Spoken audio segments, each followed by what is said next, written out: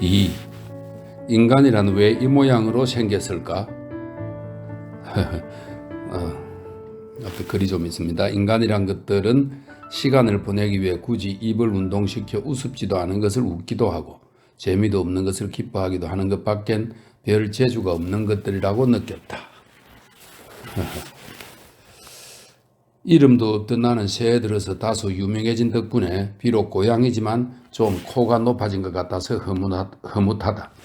설날 아침 일찌감치 주인 앞으로 한 장의 그림 엽서가 왔는데 그건 친구인 모 화가한테서 온 연하장이었다. 윗부분을 빨강, 아랫부분을 진 초록으로 색칠하고 그 한가운데 한 마리의 동물이 웅크리 앉은 모양을 파스텔로 그려놓았다. 주인은 서재에서 이 그림을 가로로 보고 세로로 보고 하면서 멋진 색채로구나 한다. 일단 감탄했으니 이제 그만두는가 했더니 여전히 가로로 보기도 하고 세로로 보기도 한다. 몸통을 비틀어대는가 하면 손을 뻗쳐 노인네가 삼세상은 점 보는 책입니다. 삼세상을 보는 것처럼도 하고 창문 쪽을 향해 코끝까지 당겨보기도 한다. 어서 그만두지 않으면 그 무릎이 흔들거려서 내가 위태위태해서 죽겠다. 가까스로 한참만 해야 동료가 좀 덜해졌는가 싶자 작은 소리로 도대체 무엇을 그렸담? 하고 중얼거렸다. 주인은 그린 녀석의 색채에 탐복했지만 그려진 동물의 정체가 무엇인지 몰라 아까부터 고심하고 있었던 것이다. 글은 분명치 않은 그림 엽서인가 하고 나는 자던 눈을 얌전히 반쯤 치켜뜨고 제법 침착하게 보니 영락없이 나의 초상화 아닌가? 우리 집 주인처럼 안드레아 델 사르토를 흉내낸 것도 아닐 테지만 화가인 만큼 형체도 색채도 제대로 균형이 잡혀있다. 누가 보든 고양이에 틀림없다. 웬만큼 안목이 있는 자라면 고양이 중에서도 다른 고양이가 아닌 바로 나라는 것을 뚜렷이 알 수 있게끔 훌륭하게 그려져 있다. 이렇게 명료한 것을 알지 못하고 저렇게 고심하는가 하고 생각하자 어째 좀 인간이 가엾어진다. 되도록이면 그 그림이 내 모습임을 알려주고 싶다. 나라는 사실은 알지 못한다 하더라도 그나마 고양이라는 사실만은 알려주고 싶다. 그러나 인간이란 건 도저히 우리들 고양이족의 언어를 해득할 만큼 하늘의 은혜를 입지 못한 동물인즉 유감스러지만 그대로 두었다. 잠깐 읽는 이들께 미리 말해두겠는데 원래 인간들은 무슨 말을 하면 고양이가 하고 무심한 듯 경멸하며 모욕하는 터로 나를 평가하는 버릇이 있는데 이것은 매우 좋지 않다. 인간의 찌꺼기에서 소화말이 나오고 소화말의 똥으로부터 고양이가 제조된 것처럼 생각하는 건 자신의 무지를 알아채지 못하고 교만한 얼굴을 하는 선생 따위에게는 흔히 있는 일이기도 하겠지만 옆에서 보기에 그다지 좋은 건 아니다. 아무리 고양이라지만 그렇게 엉성하게 만들어진 건 아니다. 자기들의 눈에는 일체이며 평등 무차별한 것이니 어느 고양이고 고유의 특색 같은 건 없는 것 같지만 고양이 사회에 들어가 보면 너무도 복잡한 것이라서 십인십색이라는 인간 세계의 말은 그냥 그대로 여기서도 응용이 가능한 것이다. 눈초리나 코 모양이나 털 색깔이나 발걸음이나 모두가 다르다. 수염뻗친 모양새로부터 귀가 뾰족한 형상하며 꼬리 두리운 정도에 이르기까지 똑같은 건 하나도 없다. 용모가 잘생긴 것 못생긴 것 좋고 싫음 세련되고 못되고의 갖가지를 다하여 천차만별이라고 해도 무방할 지경이다. 그처럼 뚜렷한 구별이 존재하고 있음에도 불구하고 인간의 눈은 오직 향상이니 뭐니 하고 하늘만 쳐다보고 있는데 우리들의 성질은 물론이요 얼굴 모습의 끝가는데도 식별하지 못하는 건 가엾은 일이다.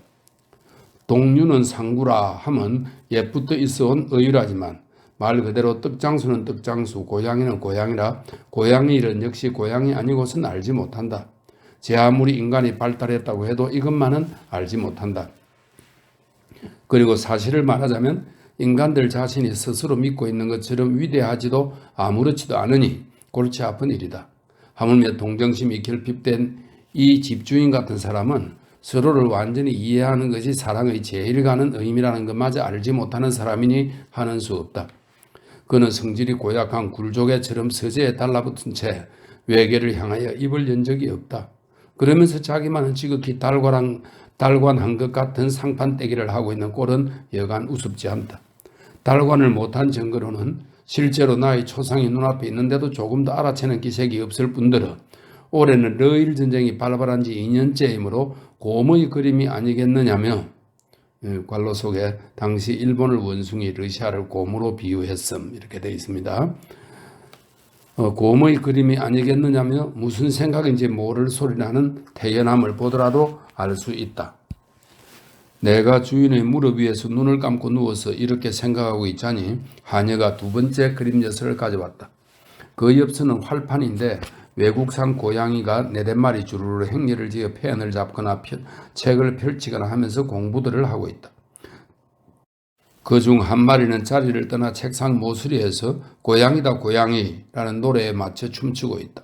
그 위에다 먹으로 나는 고양이다 라고 시커멓게 써놓고 오른쪽 옆에 봄날 하루를 책 읽고 춤도 추고 들뜬 고양이라는 하이쿠까지 적어 놓았다. 이건 주인의 옛 문화생한테서 온 것으로 누가 봐도 금방 의미를 알 수 있을 텐데도 세상 물중에 어두운 주인은 아직 깨닫지 못한 듯 이상하다는 듯이 목을 비틀며 아니 올해가 고양이 해던가 하고 혼자 중얼거리지 않는가. 내가 이토록 유명해졌다는 걸 아직도 알아채지 못하고 있는 것 같다. 거기다가 하녀가 다시 세 번째 엽서를 가져온다. 이번엔 그림 엽서가 아니다. 근하 신년이라고 쓰고 옆에다 황송하오나 고양이에게도 안부 전해주시옵소서라고 적어 놓았다. 제 아무리 세상 물정을 모르는 주인들 이렇게 또렷또렷이 적어 놓았으니 그제서야 알아차리는지 흥 하고 말하면서 나의 얼굴을 보지 않겠는가. 그 눈치가 여태까지와는 달리 다소 존경의 뜻을 머금은 것처럼 여겨졌다. 이제까지 세상 사람에게 존재를 인정받지 못했던 주인이 갑자기 진지의 모습을 보인 것도 오로지 내 덕분인 것을 안다면 이만한 눈치는 지당하리라 생각된다. 때마침 현관 격자문이 찌렁찌렁 찌르릉 하고 울린다. 아마 손님이리라. 손님이라면 하녀가 영접하러 나간다. 나는 생선장수 우메코가 올 때 말고는 안 나가기로 하고 있으니 태연하게 주인의 무릎에 앉아 있었다. 주인은 고리대금 읍자라도 뛰어들어온 양 불안한 얼굴로 현관 쪽을 본다. 세배하러 온 손님을 맞아 술 상대를 하는 게 싫은 모양이다. 괴팍도 이만하면 아주 가관이다. 그렇다면 일찌감치 외출을 하면 좋으련만 그만한 용기도 없다. 끝끝내 껍데기 속에 틀어박힌 굴의 근성을 나타내고 있다. 얼마 후 하녀가 와서 강게스 씨가 오셨습니다 한다. 이 강게스란 사내는 역시 주인의 문화생이었다고 하는데 지금은 학교를 졸업해 주인보다 훌륭하게 되었다고 한다. 이 사내가 웬일인지 곧잘 주인한테 놀러온다. 오기만 하면 자기를 사모하는 여자가 있는 것 같기도 하고 없는 것 같다. 세상사가 재미있는 듯 재미없는 듯 으스스한 듯 아기자기한 듯한 이야기만 늘어놓다가 간다.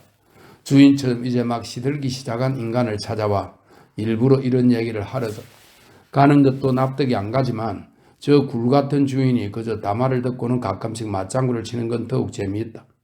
얼마 동안 격주했습니다. 실은 작년 말부터 몹시 바빴기 때문에 번번이 들려라 하다가도 이쪽 방면으로는 발길이 돌지 않았어요. 하고 하오리는 예복으로 끝에 있는 짧은 두루마기입니다. 하오리의 끝을 만지작거리면서 아리송한 소리를 한다. 그래 어느 쪽으로 발길이 향하는가?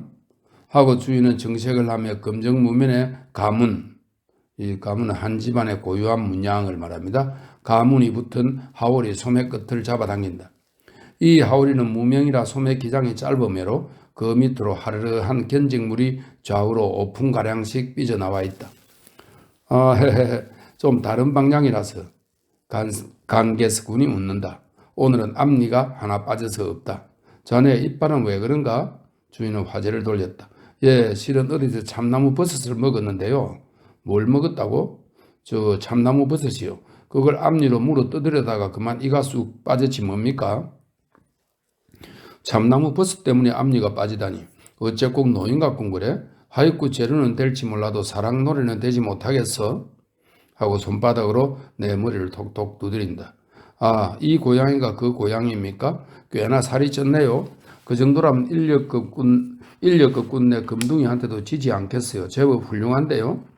강계수군은 몹시 나를 칭찬한다. 요즘에 부쩍 많이 컸다네. 주인은 자랑스러운 듯 또 한 번 내 머리를 툭툭 친다. 칭찬받은 건 좋지만 머리가 좀 아프다. 강계수군은 다시 화제를 돌린다. 엊그제 밤에도 잠시 합주회를 가졌답니다. 어디서? 어딘지는 모르셔도 상관없겠죠. 바이올린이 세세다. 피아노 반주도 꽤나 재미있었어요. 바이올린이 세점 되니까 스트로도 들을만 하더군요. 두 명은 여자고 제가 거기 끼었습니다만 저로서도 잘 키웠다고 생각합니다. 그래 그 여자는 누군가? 주인은 부러운 듯이 묻는다. 원래 주인은 평소에 고목 하남 같은 얼굴을 하고 있었지만 여성에 대해서는 결코 냉담한 편이 아니다. 예전에 주인은 서양의 어떤 소설을 읽었는데 글 속에 등장하는 대개의 여성 인물들에 대해서 반드시 조금씩 반한다. 계산해보니 길거리를 지나는 여성의 70% 정도를 연모하고 만다는 사실이 풍자적으로 쓰여 있는 것을 보고 이건 진리구나 하고 감탄했을 정도의 사내인 것이다. 그런 바람기가 있는 사내가 어째서 굴 같은 생애를 보내고 있는지 나 같은 고양이로서는 도저히 알 수가 없다. 어떤 사람은 시련 때문이라고도 말하며 어떤 사람은 위가 약한 탓이라고도 하고 또 어떤 사람은 돈이 없고 겁이 많은 기질이기 때문이라고도 한다. 그거야 어떻든 간에 메이지의 역사에 관계될 만한 인물도 아니므로 상관할 건 없다. 그러나 강계석은 여자친구를 부러운 듯 물어본 것만은 사실이다. 강계석은 접시의 생선묵을 젓가락으로 집어서 절반쯤은 앞니로 물어뜯었다. 나는 이번에도 또 이가 빠지지 않을까 걱정했는데 이번에는 아무 일도 없었다. 둘 다 모처의 영양이지요. 아실만한 분은 아니랍니다. 하고 냉담한 대답을 한다. 오, 주인은 말꼬리를 끌다가 라를 생략한 채 생각에 잠겼다. 오란데 라를 생략한 채. 강계스군은 이제 그만둘 때라고 생각했는지 참 좋은 날씨군요. 한가하시다만 함께 산책이라도 하실까요? 여순을 함락했다고 해서 도쿄 시내는 대단한 북새통이랍니다. 하고 권유한다. 주인은 여순 함락보다는 그 여자의 신원을 알고 싶다는 얼굴로 한참 동안 생각에 잠겨 있었는데 간신히 결심이 섰는지 벌떡 일어선다. 그럼 나가볼까? 역시 검정무명의 가문이 붙은 하오리에 형님의 유물인지 뭔지 하는 20년 내내 입어온 육기스무기 속옷을 입은 채로 나선다. 제 아무리 육기스무기가 튼튼하기로서니 이렇게 입어대다가 견딜 수가 있나? 군데군데가 열버져서 햇빛에 비춰보니 안쪽에 천을 덧댄 바늘땀이 드러나 보인다. 주인의 복장은 섣다리고 정어리고 없다. 평복이고 나들이 오시고도 없다. 외출할 때는 양소매에 손을 넣고 훌쩍 나선다. 달리 입을 것이 없어서인지 있어도 귀찮아서 갈아입지 않는 것인지 나로선 알 수 없다. 다만 시련 때문에 그런 것 같지는 않다. 두 사람이 나간 다음에 나는 잠깐 실례하기로 하고 강계석으로 물어뜯은 생선묵의 나머지를 냠냠했다. 나도 요즘 와선 보통 고양이는 아니다. 우선 모모카와 조엔, 일본의 야담가입니다. 고양이 얘기를 잘했다고 하네요. 우선 모모카와 조엔 이후의 고양이이거나 아니면 그레이의 시에 나오는 금붕어를 훔쳐먹는 고양이 정도의 자격은 충분하다 싶다. 인력급 군내 고양이 따위는 물론 안중에도 없다. 생선묵 한 토막쯤 냠냠했대서 이러쿵저러쿵 남의 입에 오르내릴 건 없지 않느냐 말이다. 뿐만 아니라 남의 눈을 피해 군것질하는 버릇은 우리들 고양이족만의 일은 아니다. 이 집 오상의 경우 곧잘 안주인이 외출한 틈을 타서는 떡과자 따위를 슬쩍해서는 냠냠하고는 또 슬쩍하고 난다. 오상만이 그런 게 아니다. 실제로 고상한 가정교육을 받고 있다고 안주인이 동네방네 선전하고 있는 아이들마저 그런 경향이 있다. 4, 5일 전의 일이었지만 두 아이 녀석은 더럽게 일찍부터 잠을 깨어 주인 내외가 아직 잠들어 있는 동안 식탁에 마주 앉았다. 그들은 아침마다 주인이 먹는 빵 몇 조각이다 설탕을 발라서 먹는 것이 보통인데 이날따라 설탕 항아리가 식탁 위에 놓여 있고 숟가락마저 곁들여 있지 않겠는가? 언제나처럼 설탕을 나누어주는 사람이 없기에 큰 놈이 이었고 항아리에서 설탕을 한 숟가락 퍼내어 자기 접시 위에 쏟았다. 그러자 작은 놈도 언니가 한 대로 같은 분량의 설탕을 같은 방법으로 자기 접시 위에 쏟았다.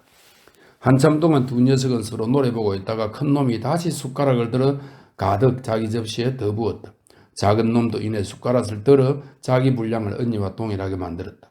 그러자 언니가 다시 가득 퍼올렸다. 동생 역시 질세라 다시 가득 퍼올렸다. 언니가 다시 항아리에 손을 댄다. 동생이 또 숟가락을 든다.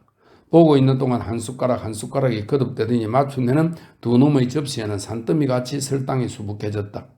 단지 속에는 한 숟가락의 설탕도 남아있지 않았을 때 주인이 잠에서 들게 눈을 비비면서 침실에서 나오더니 모처럼 퍼낸 설탕을 아까처럼 다시 항아리 속에 쏟아 넣었다. 이런 걸 보면 인간은 이기주의로부터 이끌어낸 공평이란 관념은 고양이보다 나은지는 몰라도 지혜는 오히려 고양이보다 열등한 것 같다. 그렇게 산더미로 만들기 전에 얼른 빨아먹으면 좋겠다 싶었지만 여느 때처럼 내가 하는 소리 따위는 통하지 않으므로 가엾지만 밥통 위에서 잠자코 구경만 하는 수밖에. 강계수군과 외출한 주인은 어디를 어떻게 걸어다니는지 그날 밤 늦게 돌아와서 이튿날 식탁에 자리한 것은 9시께였다.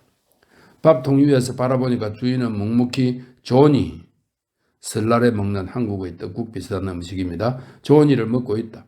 공기에 담아서는 먹고 또 담아 먹고 한다. 떡 조각은 작지만 아마 6조각인가 7조각을 먹고 나머지 한 조각을 공기 속에 남기고 이제 그만 하고 젓가락을 놓았다. 남이 그따위 수작을 하면 좀처럼 용납하지 않겠지만 집주인의 위세를 부려대며 뽐내는 그는 흐릿터분한 국물 속에서 불어 흩어진 떡의 시체를 보고도 태연자약하다. 마누라가 벽장 속에서 다카디아 스타제를 꺼내어 식탁 위에 놓자 주인은 그건 효과가 없으니 안 먹겠다 한다. 하지만 여보, 전분질 음식엔 대단히 효능이 있다고들 하니까 복용하시는 게 좋아요. 전분이고 뭐고 틀렸어. 주인은 완고하게 나온다. 당신은 정말 실증을 잘 내셔 하고 마누라가 혼자말 비슷하게 한다. 실증이 잘 나는 게 아니라 약이 효능이 없단 말이야. 그렇지만 지난번까지만 해도 대단히 잘 듣는다 하시면서 매일같이 복용하시지 않았어요? 전엔 들었지만 요즘은 효과가 없다니까. 그렇게 복용했다 말았다면 제 아무리 효능이 있는 약이라도 들을 리 없지요. 참을성이 없으면 위약 증세는 다른 병과는 달라서 안 고쳐진다고요. 마누라는 쟁반을 들고 옆에 대령한 오상을 돌아다본다. 그건 맞는 말이에요. 좀 더 드셔보시지 않고선 좋은 약인지 몹쓸 약인지 알지 못할 겁니다. 오상은 덮어놓고 안주인 편을 든다. 어쨌든 안 먹는다면 안 먹어. 여자 따위가 뭘 안다고 그래. 입 다물고 있어. 그래, 맞아요. 전 여자예요. 마누라가 다카디아 스타제를 주인 앞에 내밀고 결판을 내려든다. 주인은 아무 말 않고 서재로 들어간다. 안주인과 오상은 얼굴을 마주보고 싱글싱글 웃는다. 이런 때 뒤를 따라가 무릎 위에 앉았다간 지독한 꼴을 당하게 되므로 살그머니 마당 쪽으로 돌아서 서재의 텐마루로 올라가 장지문 틈으로 엿보았더니 주인은 에펙테토스라는가 하는 사람의 책을 펼쳐놓고 있었다. 가령 그것이 평소처럼 해독된다면 조금은 훌륭하다고 하겠다. 5, 6분이 지나자 그 책을 팽개치듯 책상 위에 집어던진다. 그러면 그렇지 뭐 하고 생각하면서도 계속 지켜보고 있었더니 이번엔 일기장을 꺼내어 다음과 같이 기록했다. 강계수와 함께 네즈, 우에노, 이케노하다, 간다 주변을 산책. 이케노하다의 요리집 앞에서 기생이 옷자락에 무늬가 있는 봄 의상을 입고 하네, 배드민턴 비슷한 노래입니다. 하네를 치고 있었다. 의상은 아름다우나 얼굴은 대단히 못생겼다. 어째 우리 집 고양이를 닮았다. 얼굴이 못생긴 보기로 하필이면 나를 내세울 건 뭔가? 나도 이발관에 가서 얼굴만 면도질하면 그다지 인간과 다를 때는 없을 성씨다. 인간들은 이렇게 우쭐대니 곤란하다. 또 읽임 내용입니다. 약방 호탄 모퉁이를 돌자 또 기생 하나가 왔다. 키가 늘씬하고 어깨가 둥그스름하며 스타일이 멋지게 생긴 여자로 입고 있는 연보라색 의상도 자연스럽고 고상해 보였다. 하얀 입속을 드러내고 웃으면서 겐장, 겐이란 이름의 애칭입니다. 겐장, 간밤에 너무 바빠서 미안했어 하고 말했다. 하지만 그 목소리는 뜨돌이 까마귀처럼 목신 소리라서 모처럼의 품격도 그 격이 뚝 떨어진 것처럼 느껴졌기에 소위 겐장이라는 자가 어떤 인물인가 뒤돌아보는 것도 귀찮아져서 품속에 손을 넣은 채 오나리 밑지로 나섰다. 강계서는 어째 싱숭생숭하는 것 같았다.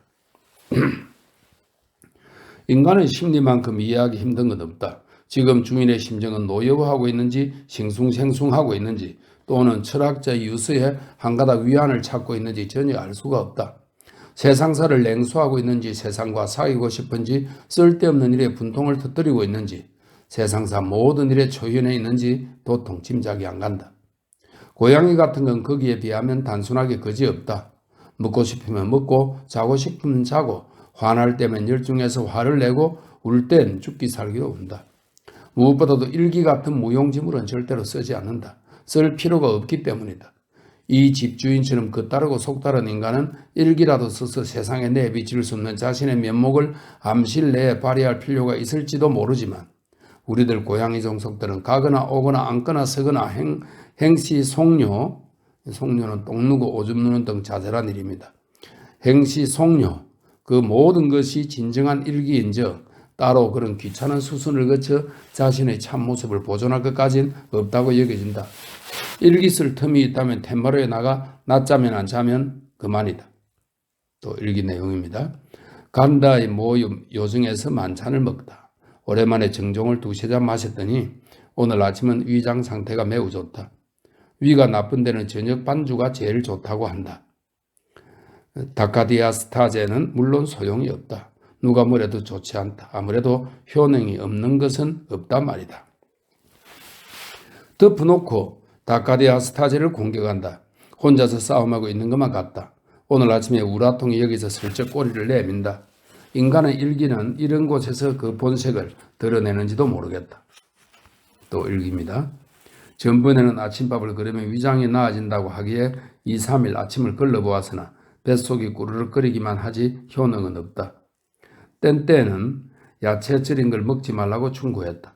그의 주장에 따르면 무릇 위장병의 원인은 야채 절인 것에 있다고 한다.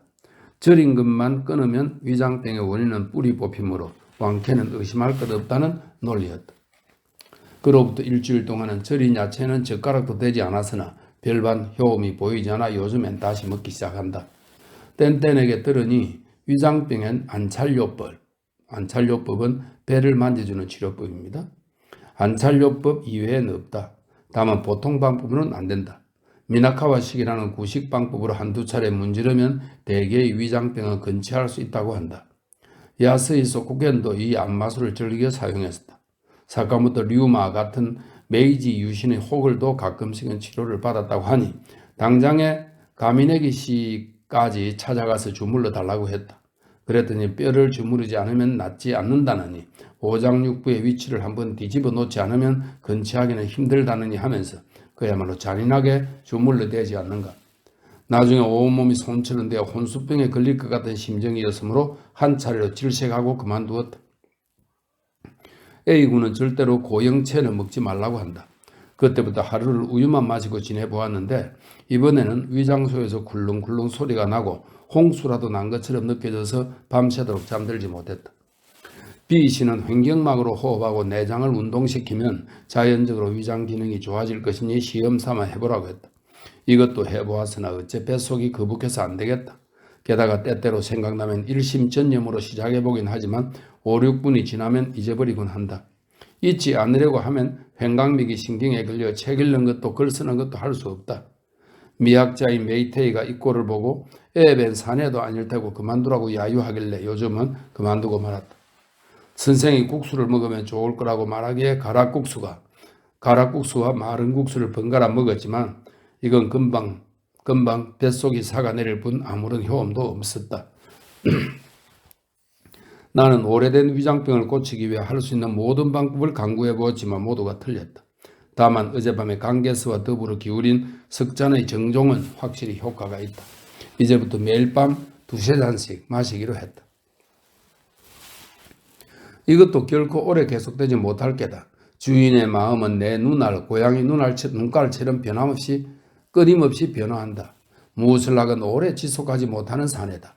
게다가 일기에선 위장병을 이렇게 걱정하고 있는 주제에 겉으로는 제법 아닌 척하니 웃었다. 지난번에 친지인 아묵이라는 학자가 찾아와서 어떤 견지로는 모든 병은 조상의 죄악과 자기 죄악의 결과일 수밖에 없다는 이야기를 했다. 얼마나 연구했는지 조리가 명석하고 질서가 정연한 훌륭한 논리였다. 미안하지만 이 집주인 같은 사람은 도저히 이를 반박할 만한 두뇌도 학문도 없다. 그러나 자신이 위장병으로 고생하고 있는 터라 어떻게든지 변명해서 자기 체면을 지키려는 생각인지 자네 주장은 재미있긴 하지만 저 토머스 칼라일도 위장이 약했다고 라며 마치 칼라일이 위장이 약했으니 자기 위장병도 명예라는 듯한 엉뚱한 말을 하고 있지 않은가. 그러자 그 친지는 칼라일이 위장병이라고 위장병 앓는 사람이 반드시 칼라일이 되는 건 아닐세 하고 쏘아붙였으므로 주인은 그만 말문이 막힐 수밖에 없었다. 이 모양으로 허영심 덩어리지만 실제는 역시 위장병 환자가 아닌 편이 좋은지 오늘 밤부터 반주를 시작하겠다고 하니 좀 웃었다. 생각해보니 오늘 아침에 떡국을 그렇게 많이 먹은 것도 어저녁에 강계승과 더불어 정종을 기울인 영양인지도 모른다. 나도 설 떡국을 좀 먹어보고 싶다. 나는 고양이이긴 하지만 웬만한 것은 다 먹는다. 인력거꾼 내 깜둥이처럼 골목 어물전까지 원정을 갈 기력은 없고 신장노의 이현금을 가리키는 훈장내 집의 미개처럼 비싸게 놀 주제는 물론 못 된다. 따라서 이렇다 하게 싫은 음식이란 별로 없는 편이다. 어린애들이 먹다만 빵 부스러기도 먹는다. 떡 과자의 속도 핥는다. 소금질인 야채는 참으로 맛이 없지만 경험을 위해 단무지 두어 쪽을 맛본 적은 있다. 항상 먹어보면 묘한 일이지만 웬만한 건 먹을 수 있게 된다. 이건 좋고 저건 싫다는 건 배부른 흥정이요. 도저히 선생네 집에 사는 고양이 따위가 입에 담을 말이 아니다. 주인의 얘기에 따르면 프랑스에 발자크라는 소설가가 있었는데 이 사람은 대단한 사치꾼이었다고 한다. 하긴 이 사람은 입으로 본 사치꾼은 아니고 소설가니만큼 사치를 한다고 해도 문장에서 사치를 했다는 것이다. 발자크는 어느 날 자기가 집필 중인 소설 속에 인물 이름을 지으려고 여러 가지로 생각해 보았으나 아무래도 탐탁지가 않았다고 한다. 때마침 친구가 놀러왔기에 함께 산책하러 나섰다. 친구는 물론 아무것도 모르고 따라 나섰지만 발자크는 처음부터 자신이 고심해온 이름을 찾아내리는 생각이었으므로 한 길에 나서자 다른 일은 하지 않고 가게 앞 간판들만을 보면서 걸어간다. 그런데 역시 마음에 드는 이름이 없다.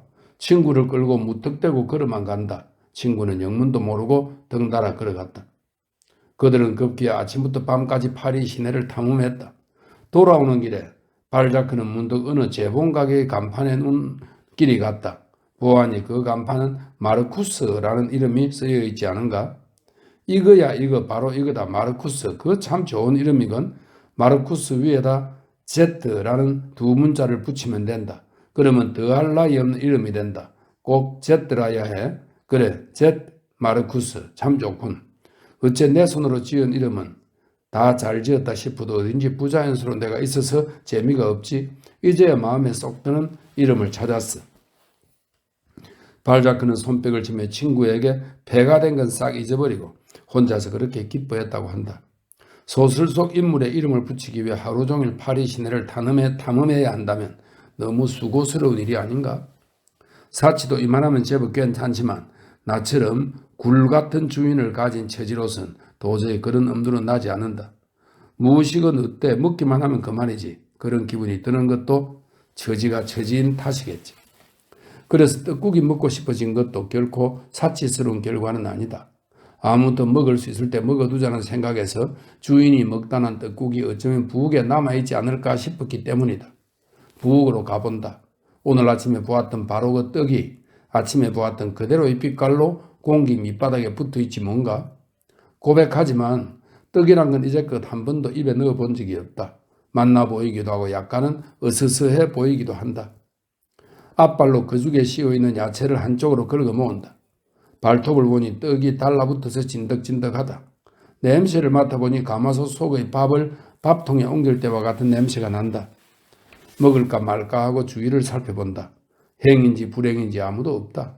하녀 오상은 세모나 신춘이나 마찬가지라는 얼굴을 하고 하늘을 치고 있다. 아이들은 안방에서 무슨 말씀하시나 토끼님이여를 부르고 있다.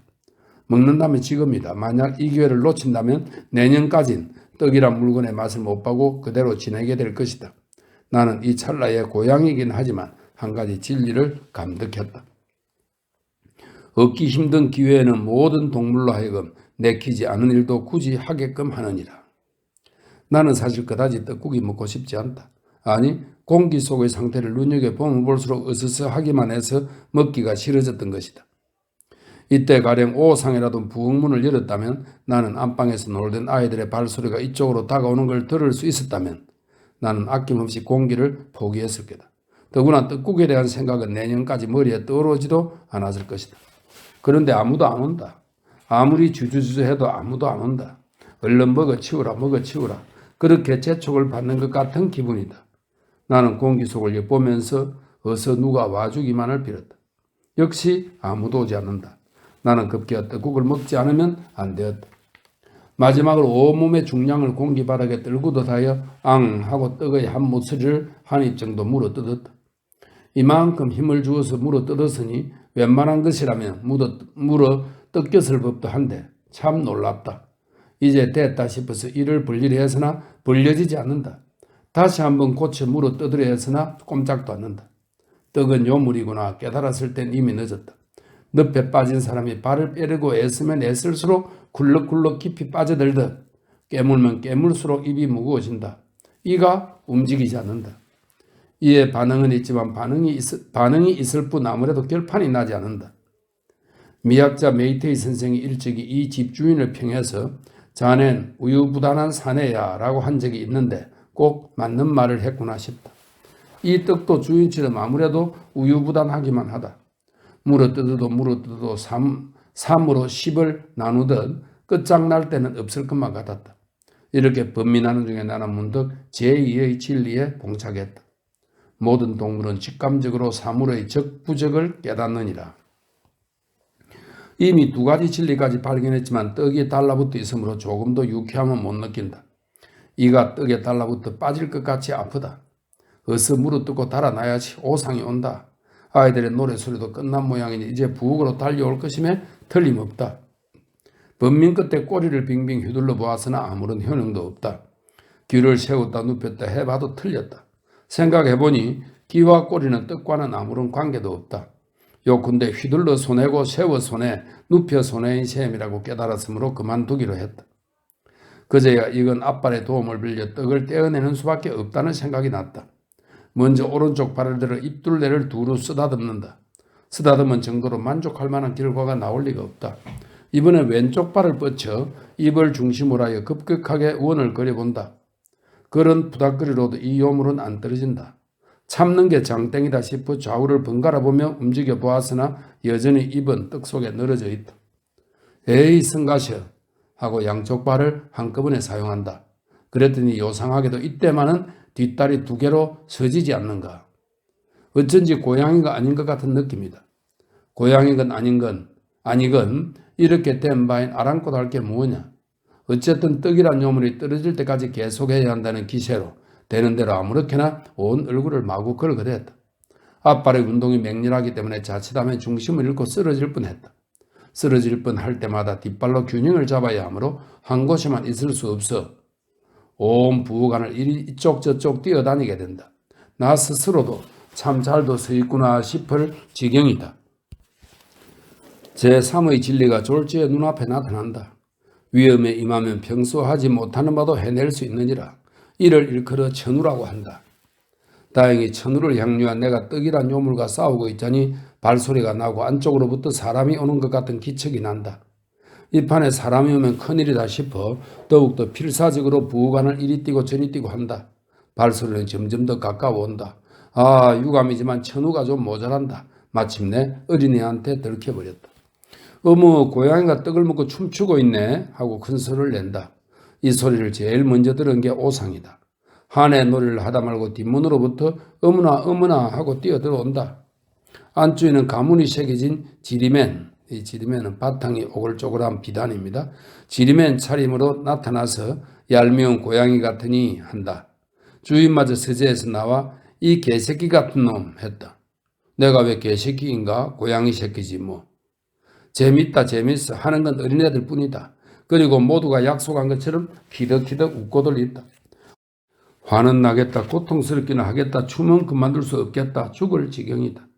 가까스로 웃음이 끝날 듯 하자 6살짜리 여자아이가 엄마 고양이도 보통이 아니네요 라고 하며 키득댄다. 나는 에라 모르겠다. 이왕 시작한 거 끝까지 하고 보자 라고 흔들어댔더니 다시 한번 웃음바다가 됐다. 어른들이 동정심이 결핍된 행동을 퍽 많이 보고 듣곤 했지만 이때만큼 원망스럽게 느낀 적은 없었다. 드디어 천우도 어디론가 사라져버리고 원래대로 내 발걸음이 되어 눈만 희번덕거리는 추태를 연출하는 지경에 이르렀다. 그래도 이런 꼴을 보고만 있을 수는 없다 싶었는지 아무튼 떡을 떼어주어라. 주인이 오상에게 분부한다. 오상은 좀 더 춤추게 내버려 두죠 하는 눈빛으로 안주인을 본다. 안주인은 춤은 보고 싶지만 고양이를 죽이면서까지 보고 싶지는 않았는지 잠자코 있다. 떼어주지 않으면 죽는다니까 어서 떼어주어라 하고 주인은 다시금 하녀를 돌아다본다. 오상은 맛난 음식을 먹는 꿈을 꾸다 누군가의 방해로 깨어진 것 마냥 시무룩한 얼굴로 떡을 움켜쥐곤 쑥 잡아당긴다. 강개수군은 아니지만 앞니가 모조리 부러지는가 싶었다. 아프다 안 아프다 정도가 아니라 떡 속에 단단히 들어박힌 이를 인정사정 없이 잡아당기다니 어찌 견딘담? 무릇 모든 안락은 공고를 통과하지 않을 수 없다라는 제4의 진리를 경험하고 끔벅끔벅 주위를 둘러보았을 때 집사람도 이미 안방으로 들어간 후였다. 이런 실수를 했을 땐 집에 있으면서 오상 따위한테 얼굴을 보이는 것도 어쩐지 겸연쩍다. 차라리 기분 전환으로 신장로의 이현금 선생네 암코양이 미케코, 미케의 칭입니다. 미게코라도 방문할까 하고 부엌으로 해서 뒷곁으로 나섰다. 미게코는 이 근처에서 유명한 미모를 자랑한다. 나는 고양이면 틀림없지만 물정은 그런 대로 대충 알고 있다. 집에서 주인의 씁쓸한 얼굴을 보거나 오상한테 얻어맞고 기분이 좋지 않을 땐 반드시 이 이성 친구를 방문해서 이런저런 얘기를 한다. 그러면 어느새 가슴이 후련해지며 여태까지의 근심 걱정이나 고생사료도 모조리 잊어버리고 새로 태어난 것 같은 심정이 된다. 여성의 역량이란 건 실로 막대한 것이다. 삼나무 틈으로부터 집에 인나하고 들여다보니 미개코는 설날이라 새 목걸이를 걸고 얌전하게 툇마루 위에 앉아있다. 그 잔등의 동그스름한 모양새가 형언키 어려울 정도로 아리답다. 곡섬에 극치라 하겠다. 구부러진 꼬리의 곡선, 발을 꺾고 앉은 폼, 나른한 듯 귀를 이따금 쭈뼛거리는 모양 등등 도저히 형언할 수가 없다. 더구나 햇볕이 잘 드는 곳에 포근한 듯 얌전히 대령하고 있는지라 신체는 정숙단정한 태도를 취하고 있음에도 불구하고 벨벳도 못 당할 정도로 매끄러운 온몸의 털은 세봄의 햇빛을 반사하여 바람이 없음에도 살랑살랑 움직이는 것만 같다. 나는 얼마 동안은 황홀하게 바라보고 있었는데 의없고 제정신을 찾음과 동시에 나직한 목소리로 미개코 미개코 하고 부르면서 아빠를 손짓했다. 미개코는 어머 선생님하고 툇마루를 내려선다. 빨간 목걸이에 달린 방울이 짤랑짤랑 울린다. 오라 설을 맞아 방울까지 달았구나. 참 좋은 소린데 하며 감탄하고 있는 동안에 내 곁에까지 와서 어머 선생님 새해 복 많이 받으세요 하고 꼬리를 왼쪽으로 흔든다. 우리들 고양이 족속 사이에서 서로 인사를 할 땐 꼬리를 막대기처럼 고추 세워서 그걸 왼쪽으로 빙글 돌리는 것이다. 이 동네에서 나를 선생님이라고 불러주는 것은 미케코뿐이다. 나는 이미 말한 것처럼 아직 이름은 없지만 학교 선생네 집에 살고 있으므로 미케코만은 존경의 뜻으로 선생님 선생님 하고 불러준다. 나도 선생님 소리를 듣고는 그다지 기분 나쁠 것도 없으므로 예예 하며 대답했다. 예, 새해 복 많이 받으세요. 대단히 예쁘게 꾸미셨네요. 네, 지난해 설에 저희 선생님께서 사주셨어요. 멋지죠? 하고 짤랑짤랑 울려 보인다. 옳거니 좋은 소리군요. 나 같은 사람은 아직까지 그런 훌륭한 건 본 적이 없어요. 아이, 별 말씀을 모두가 달고 있는걸요. 하고 또 짤랑짤랑 울린다. 좋은 소리죠? 짤랑짤랑 짤랑짤랑 연거푸 울린다. 댁의 훈장님은 굉장히 댁을 귀여워해 주시는 것 같군요. 하고 내 신세에 빗대어 은근히 부러워하는 뜻을 표한다. 명계꾼은 천진하기만 하다. 참말이에요. 마치 자기 아이처럼요. 하고 애띠게 웃는다. 고양이라고 웃지 못한다 할 수는 없다. 인간들은 자신들밖에 웃지 못하는 걸로 알고 있지만 그건 모르는 수작이다. 우리가 웃는 건 콧구멍을 세목골로 하고 목젖을 진동시켜서 웃는 것이므로 인간들로서는 알지 못할 게다.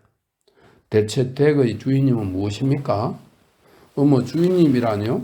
이상하네요. 훈장님이세요. 이현금을 가르치는 훈장님이라고요. 그건 나도 알고 있습니다만 신분은 무엇인가요? 아무튼 옛날엔 훌륭한 분이었겠죠? 예. 그때 장지문 안에서 훈장님이 이현금을 타기 시작한다. 그대를 기다리는 공주 고마스. 좋은 소리죠 하고 미개코는 자랑한다. 좋은 것 같지만 나로선 잘 모르겠는 걸 대관절 무슨 곡인가요? 저건 말인가요? 저건 뭐라든가 그런 거예요. 훈장님은 저걸 무척 좋아하신다고요? 우리 훈장님은 저래봬도 62이에요. 무척 정정하시죠? 62에 아직 살아있으니까 정정하다 할 수밖에. 나는 예 하고 대답했다. 좀 을빠진 것 같지만 별로 명답도 나오지 않았으므로 별 수가 없다. 저래 봬도 워낙은 신분이 대단히 좋았대요. 언제나 그렇게 말씀하시는걸요? 워낙은 무엇이었는데요? 아무튼 댄쇼인은 귀족 출신으로 독구가 막부 13대 장군에게 출가했다가 과부가 된 후 불교에 귀의한 여성입니다. 이 댄쇼인님의 스생 누이동생 시집의 시어머니 조카딸이었다지 뭐예요? 뭐라고요? 저 댄쇼이님의 스생의 누이동생이 시집을 간 옳거니 잠깐만 기다려주세요. 댄쇼이님의 누이동생의 스생의? 아니에요. 댄쇼이님의 스생의 누이동생의. 예, 알겠습니다. 댄쇼이님의 그렇죠? 네, 스생의 그렇죠? 그래요. 시집의 누이동생의 시집의 이랍니다. 그래 내가 틀렸어. 누이동생의 시집의 시어머니의 조카딸 그렇다고요. 시어머니의 조카딸 그런가요? 네, 알겠어요. 아니요, 어째 혼잡해서 어리둥절하군요. 결국 댄쇼이님의 뭐가 되는가요? 당신도 참 뭘 모르네요. 그러니까 댄쇼이님의 스생의 누이동생이 시집간 댁의 시어머니의 조카딸이라고 아까부터 말하고 있잖아요. 그건 잘 알고 있다니까요. 그걸 알기만 하면 되잖아요. 나는 할 수 없이 항복했다. 우리들은 때에 따라 이론에 몰려 할 수 없이 거짓말을 뱉을 수밖에 없는 경우가 있다. 장지문 안에서 이연금 소리가 뚝 그치더니 훈장님이 부른다. 미케코 밥 먹으라. 미케코는 기쁜 듯이 말했다. 어머, 훈장님께서 부르시고 계시니 저 갈래요? 괜찮죠? 안 된다고 한 대자 별 수 없다. 그럼 또 놀러 오세요. 하고 방울을 짤랑짤랑 울리면서 마당 앞까지 달려가더니 갑자기 되돌아와서 걱정스러운 듯이 묻는다. 안색이 안 좋아 보여요. 어째 건강이 나쁜 것 같은데요? 떡국을 먹고 춤을 추었다고도 할 수 없으므로 나는 대충 얼버무렸다. 뭐 별다른 일도 없습니다만 뭘 좀 생각했더니 두통이 났어요. 실은 당신과 얘기라도 하면 나을까 싶어서 찾아왔던 거죠. 그래요? 몸 조심하세요. 안녕? 약간은 서운해하는 것 같았다. 이제 떡국에서 잃었던 원기도 깨끗이 회복되었다. 기분이 상쾌해졌다. 돌아오는 길에 다원을 지나리고 서리발이 녹기 시작한 것을 밟으면서 대나무 울타리 구멍으로 얼굴을 내밀었더니 또 인력거 꾼네 깜둥이가 마른 국화꽃 위에 잔등을 산처럼 둥글게 하고 엎드려 하품을 하고 있지 않는가. 요즘은 깜둥이를 보고 겁을 먹는 내가 아니지만 얘기를 걸어온다면 귀찮은 일이니 모른 척하고 지나쳐버리려 했다. 그러나 깜둥이 성질에 남이 자기를 경멸, 모욕했다고 인정하기가 무섭게 결코 잠잡고 있지 않는다. 야, 이름도 없는 촌놈아, 요즘은 더럽게 우쭐거리는구나. 아무리 선생 내 밥을 처먹는다고 그따위 교만한 낯짝을 할 게 뭐야? 부침성도 없는 놈 같으니라고. 깜둥이는 내가 유명해진 것을 아직 모르나 보다. 설명해 주고도 싶지만 도저히 알아들을 놈은 아니므로 우선 그나마 인사나 하고 되도록 빨리 빠져나오는 게 낫겠다고 마음먹었다. 아, 깜둥이군. 새해 복 많이 받으라고. 여전히 건강하군 그래? 하고 꼬리를 세워서 왼쪽으로 빙 돌렸다. 하지만 깜둥이는 꼬리를 세우기만 하고 인사도 안 한다. 뭐 복 많이 받으라고? 설이라서 복 많이 받으라면 너 같은 놈은 한 해 동안 내내 복 많이 받겠구나. 조심하라고 이 오그라질 놈의 개새끼야. 오그라질 놈의 개새끼란 어구는 욕지거리 같은데 나로선 이해가 가지 않는다. 좀 묻겠는데 오그라질 놈의 개새끼란 어떤 의미인가? 자기가 욕짓거리를 듣고 있는 주제에 그 의미를 묻다니 어지간히 멍청한 놈이군 그래? 그래서 설멍청이라는 말도 생겼잖니? 설멍청이는 시적이지만 그 의미가 무엇이냐 이러면 오그라질 놈의 무엇보다도 한층 불명료한 말이다. 참고로 좀 물어보고 싶지만 물어봤자 명료한 답변은 얻을 수 없음이 뻔하기에 똑바로 마주본 채 말없이 서 있었다. 어지간히 쑥스러운 상황이다. 그러자 돌연 깜둥이네 안주인이 큰 소리를 지르며 외친다. 어머, 시렁에 얹어놓은 연어가 없어졌다. 큰일 났네. 또 저놈의 깜둥이 새끼가 훔쳐갔겠지. 정말 얄미운 고양이 새끼 같으니라고. 이제 돌아오기만 해봐라. 가만두진 않을 테니까. 세봄의 화창하게 많은 공기를 사정없이 진동시키면서 나무가지들이 소리도 내지 않는 임금님의 태평치세를 크게 속되게 만들어버린다. 깜둥이는 외치고 싶으면 하고 싶은 대로 외쳐보라는 듯 건방진 상판으로 네모진 턱을 앞으로 내밀면서 저 소리 들었느냐고 눈짓한다. 여태까진 깜둥이와 수작을 하느라고 미처 알아채지 못했는데 그의 발밑에는 한 토막의 이전 이리에 해당하는 연어의 뼈다귀가 진 흙투성이로 나뒹굴고 있다. 넌 여전하군 그래? 여태까지의 감정은 잊어버리고 그만 감탄사를 던졌다. 감독이는 그 정도로는 좀처럼 기분이 나아지지 않는다. 뭐가 어쨌다고 이 새끼야? 연어 한두 토막으로 여전하다니 무슨 소리야? 사람을 어떻게 보고 하는 수작이야? 이래봬도 인력금 꾼네 깜둥이란 말이다. 하고 팔을 걷어붙이는 대신 오른쪽 앞발을 어깨 죽지까지 끌어올렸다. 자네가 깜둥이라는 사실은 전부터 알고 있다고. 알고 있으면서 여전하구나 따위의 소리 뭐냐 말이다. 그는 뜨거운 기염을 마구 뿜어낸다. 인간이라면 가슴팍을 붙잡혀 휘둘릴 판이다. 어지간히 질려서 내심 난처하구나 하고 생각하고 있는데 다시금 그 집 안주인이 외치는 소리가 들린다. 니시카와 아저씨 이봐요. 니시카와 아저씨 시킬 일이 있다고요. 이 양반아 소고기 한 건 얼른 갖다 줘요. 알겠어요? 소고기 질기지 않은 걸로 한 건 말이에요. 소고기 주문하는 소리가 주위의 정막을 깨뜨린다. 1년에 한 번 소고기를 먹는다고 더럽게 큰 소리 치는군 그래? 소고기 한 근이 동네방네에 자랑거리라니 치사하기 짝이 없는 여편네로군. 하고 깜둥이는 비아냥거리면서 내 발을 버티고 선다.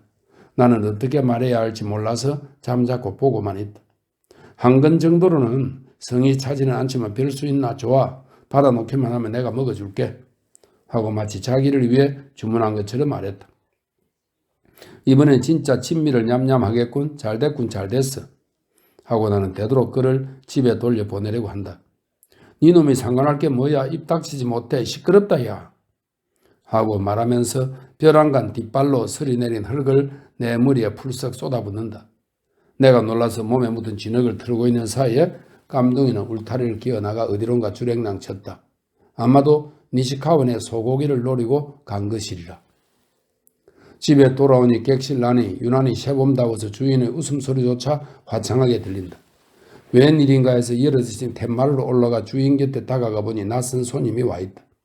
머리를 깨끗하게 양쪽으로 갈라붙이고 가문이 붙은 무명 하오리에 고쿠라는 두꺼운 무명 직물입니다. 고쿠라 천으로 만든 학가마를 입은 지극히 성실해 보이는 서생북의 사내다.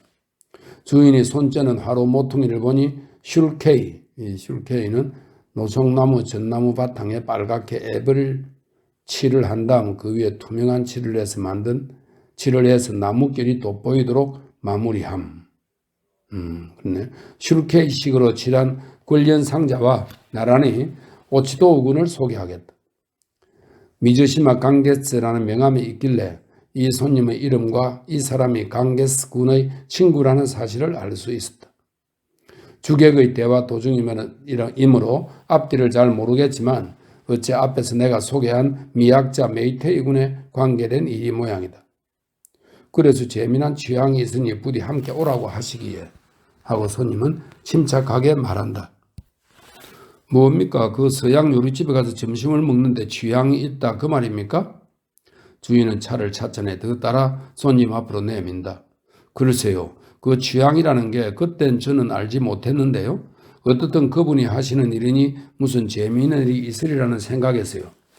함께 갔습니까? 오라. 그런데 놀랐죠. 주인은 그것 봐라는 듯이 무릎 위에 올라앉아있는 내 머리를 툭 때린다. 약간 아프다. 또 허튼 수작이었겠죠? 그 작자는 그게 버릇이니까요. 갑작스레 안드레아 델 사르토 사건을 회상한다. 여보게 그 뭐 좀 별난 걸 먹지 않겠나 하시기. 뭘 먹었습니까? 우선 메뉴를 보면서 요리에 관해 여러 가지 얘기가 있었습니다. 요리를 주문하기 전에 말입니까? 예. 그리고 고개를 돌려 보이 쪽을 보시고 어째 별난 것도 없군 그래 하시니까 보이는 치지 않을 세라. 오리, 로스나 송아지 요리는 어떠신가요? 하자 선생님은 그런 진부한 걸 먹으러 일부러 여기까지 오진 않았다고 하시니 보이는 진부하다는 의미를 이해하지 못한 모양이었는지 묘한 얼굴을 하고 잠자코 있지 뭡니까? 그렇겠죠. 그 다음엔 제 쪽을 향하시더니 여보게 프랑스나 영국에 가면 덴메이초는 하이쿠의 한 유파를 말합니다. 덴메이초를 먹을 수 있는데 일본에서는 어딜 가나 판에 박은 듯 해서 어째 서양 요리집에 들어갈 생각이 안 난다고 단호하게 말씀을 하셔서 도대체 그분은 외국 여행을 하신 적이 있으신가요? 뭐 메이테이가 외국 여행 같은 걸 할 리가 있나요? 그야 돈도 있겠다, 시간도 있겠다, 가리고 생각하면 언제라도 갈 수 있겠지만 아마도 이제부터 가리는 참일걸 과거사로 가상해본 농담이겠지요. 하고 주인은 스스로도 재치 있는 소리를 한 셈인지 어색하게 웃는다. 손님은 그다지 감탄한 기색도 없이 그렇습니까?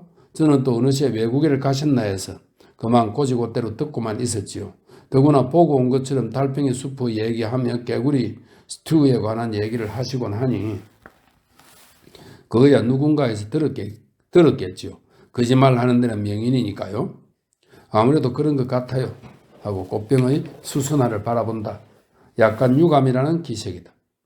그럼 취향이라는 건 그거였나 보구려? 하고 주인이 다짐을 한다. 아니죠. 그건 그저 허두일 뿐 본론은 이제부터랍니다. 하고 주인은 호기적인 감탄사를 덧붙인다. 그리고 달팽이나 개구리는 먹고 싶어도 없으니까 그래 도치멘보는 떡의 한 가지로 뒤에 나오는 시인 도치멘보의 필명을 결말로 꾸며낸 말입니다. 도치멘보 정도로 참아두는 게 좋지 않겠나 여보게 하고 의논하시기에 저는 그만 아무 생각 없이 그게 좋겠습니다 하고 말해버렸답니다. 도치멘보란 참 좀 묘하군요. 예, 정말 묘하긴 묘합니다만 선생님이 너무나 진지한 얼굴이었기 때문에 그만 알아차리지 못했습니다. 흡사 주인에게 잘못을 사죄하는 것처럼 대답한다. 그리고 어떻겠습니까? 주인은 별 생각 없이 묻는다. 손님의 사죄에는 전혀 동정을 표하고 있지 않다. 그리고 보이한테 여보게 도치멘보를 두 사람 못 가져오게 하자 보이가 맨치보 말입니까? 하고 되물었습니다만 선생님은 더욱더 진지한 얼굴로 맨치보가 아니고 도치멘보야 하고 정정하셨습니다. 오라 그 도치멘보니 뭐냐는 요리는 진짜로 있는 겁니까? 글쎄요. 저도 좀 이상하구나 싶기는 했습니다만 어지간히 선생님께서도 침착하시겠다. 게다가 저만큼 서양 물정에 밝은 사람이시기도 하니 더구나 그땐 외국 여행 하신 걸로 굳게 믿고 있었기에 저도 말을 붙이게 도치멘보라 말이야 하고 보이한테 알려주었지요. 그래 보이는 어쩌던가요? 보이가 말이죠. 지금 생각하면 참 우습지만요. 잠시 생각에 잠기더니 대단히 죄송하지만 오늘은 도치멘보가 없고 맨치보라면 두 사람 몫을 곧 갖다 드릴 수 있다고 하더군요. 선생님은 굉장히 유감스러운 표정으로 그렇다면 모처럼 여기까지 온 보람이 없다. 어떻게 좀 도치멘보를 구해다 줄 수는 없겠느냐고 보이한테 20전짜리 은하를 주시니까 보이는 그렇다면 아무튼 요리사와 의논해보고 오겠다더니 안으로 들어가더군요. 굉장히 도치멘보가 먹고 팠던가 보네요. 한참 만에 보이가 나오더니 참말로 죄송합니다. 굳이 주문하신다면 만들어 드리겠습니다만 다소 시간이 걸릴 것 같습니다. 하고 말하자 메이테이 선생님은 여전히 침착하게 어차피 우리들은 서리라 한가한 몸이니 좀 기다렸다가 먹고 가지 않겠나 하시면서 포켓에서 여송년을 꺼내어 뻐끔뻐끔 피우기 시작하시더군요. 저도 별 도리가 없어서 품속에서 일본 신문을 꺼내어 읽기 시작했죠. 그러자 보이는 다시금 안쪽으로 의논하러 들어가더군요. 더럽게 절차가 복잡하군요. 주인은 이 러일 전쟁을 말합니다. 전쟁 뉴스를 읽는 것 같이 건성으로 대답한다. 그러자 보이가 다시 나와서 요즘 도치멘보 재료가 바닥이 나서 가메야 하나 요코하마의 15분가에 가도 구입할 수 없기 때문에 당분간은 안 되겠군요. 하고 미안한 듯이 말했습니다. 선생님께서는 그 난처하군 모처럼 왔는데 말이다. 하고 제 쪽을 보시면서 자꾸만 같은 소리를 되풀이 하시길래 저도 잠자코 있을 수만 없어 참으로 유감입니다. 정말 유감입니다. 하고 맞장구를 쳐드렸지 뭡니까? 지당한 말씀이요. 주인도 맞장구를 친다. 무엇이 지당한지 나로서는 이해할 수 없다. 그러자 보이도 미안했던지 다시 재료가 들어오게 되면 부디 한 번 더 들러주십시오. 하지 뭡니까? 선생님께서 재료는 무엇을 쓰는가 하고 물으시자 보이는 헤헤헤 하고 웃고는 답변을 안 하더군요. 재료는 니온파의 하이진, 하이진은 하이쿠의 시인입니다. 하이진 일테지 하고 선생님께서 다그쳐 물으시자 보이는 그렇습니다. 그래서 요즘엔 요코하마에 가서도 구입할 수 없기 때문에 참으로 죄송합니다. 그러더군요. 아하하하, 그게 결론입니까? 이거 재밌네요. 여느 때와는 달리 큰 소리로 웃는다. 무릎이 흔들거려 나는 떨어질 뻔한다. 그럼에도 상관없이 주인은 웃는다. 안드레아 델 사르토에게 걸려든 건 자기 혼자만이 아니란 것을 알았으므로 갑자기 유쾌해진 것처럼 보인다. 그러고 나서 둘이서 바깥으로 나섰더니 어때 여보게 보기 좋게 걸려들었지 뭔가? 도치멘보는 하이코 시인 안도 렌사브로의 필명입니다. 도치멘보라는 걸 재료로 삼은 점이 재미있지 하고 덕이 만면이지 뭡니까? 지극히 경유하는 바입니다 하고 맞장구 쳐드리고는 작별했습니다만 실은 점심시각에 늦어져서 몹시 배가 고팠습니다. 그 난처하게 궁글에 주인은 비로소 동정을 표한다. 이에는 나도 이의가 없다. 얼마 동안 얘기가 끊기고 내 목구멍을 울리는 소리가 주객의 귀에 들어간다. 도후구는 식어버린 차를 쭉 들이키고는 정색을 하며 말했다. 실은 오늘 이렇게 찾아뵌 건 선생님께 부탁드릴 말씀이 있었어요. 무슨 일이죠? 주인도 질세라 시치미를 뗀다. 아시는 바와 같이 저는 문학 미술을 좋아해서요. 좋은 일이죠 하고 기름을 친다. 동지들끼리 모여서 전부터 낭독회라는 걸 조직했어요. 매달 한 번씩 회합을 갖고 이 방면의 연구를 앞으로 계속할 작정인데 이미 제1회는 작년 연말에 열었습니다. 잠깐 여쭤보겠는데 낭독회라면 무슨 리듬이라도 붙여서 시가나 문장 따위를 읽는 것 같이 들립니다만 대체 어떤 식으로 하는 겁니까? 처음엔 고인의 작품부터 시작해서 앞으로는 동인들의 창작품도 할 작정입니다. 고인의 작품이라면 백낙천의 비파행 같은 것들 말인가요? 아니요. 부손의 춘풍마제곡 같은 종류인가요? 아니요. 그럼 어떤 걸 했나요? 지난번엔 치카마스, 일본의 극작가입니다. 치카마스의 정사극을 했습니다. 치카마스? 이 조루리, 악극 비슷한 일본의 연극 대본입니다. 조루리의 치카마스 말인가요? 치카마스에 두 사람은 없다. 치카마스라면 희곡가인 치카마스밖에 없다.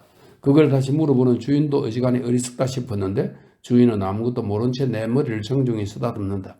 사팔뜨기가 자기한테 반했다고 자인하는 인간도 있는 세상이니 이 정도 오류는 결코 놀랄 것이 못 된다고 쓰다듬는 대로 내맡겨 두었다.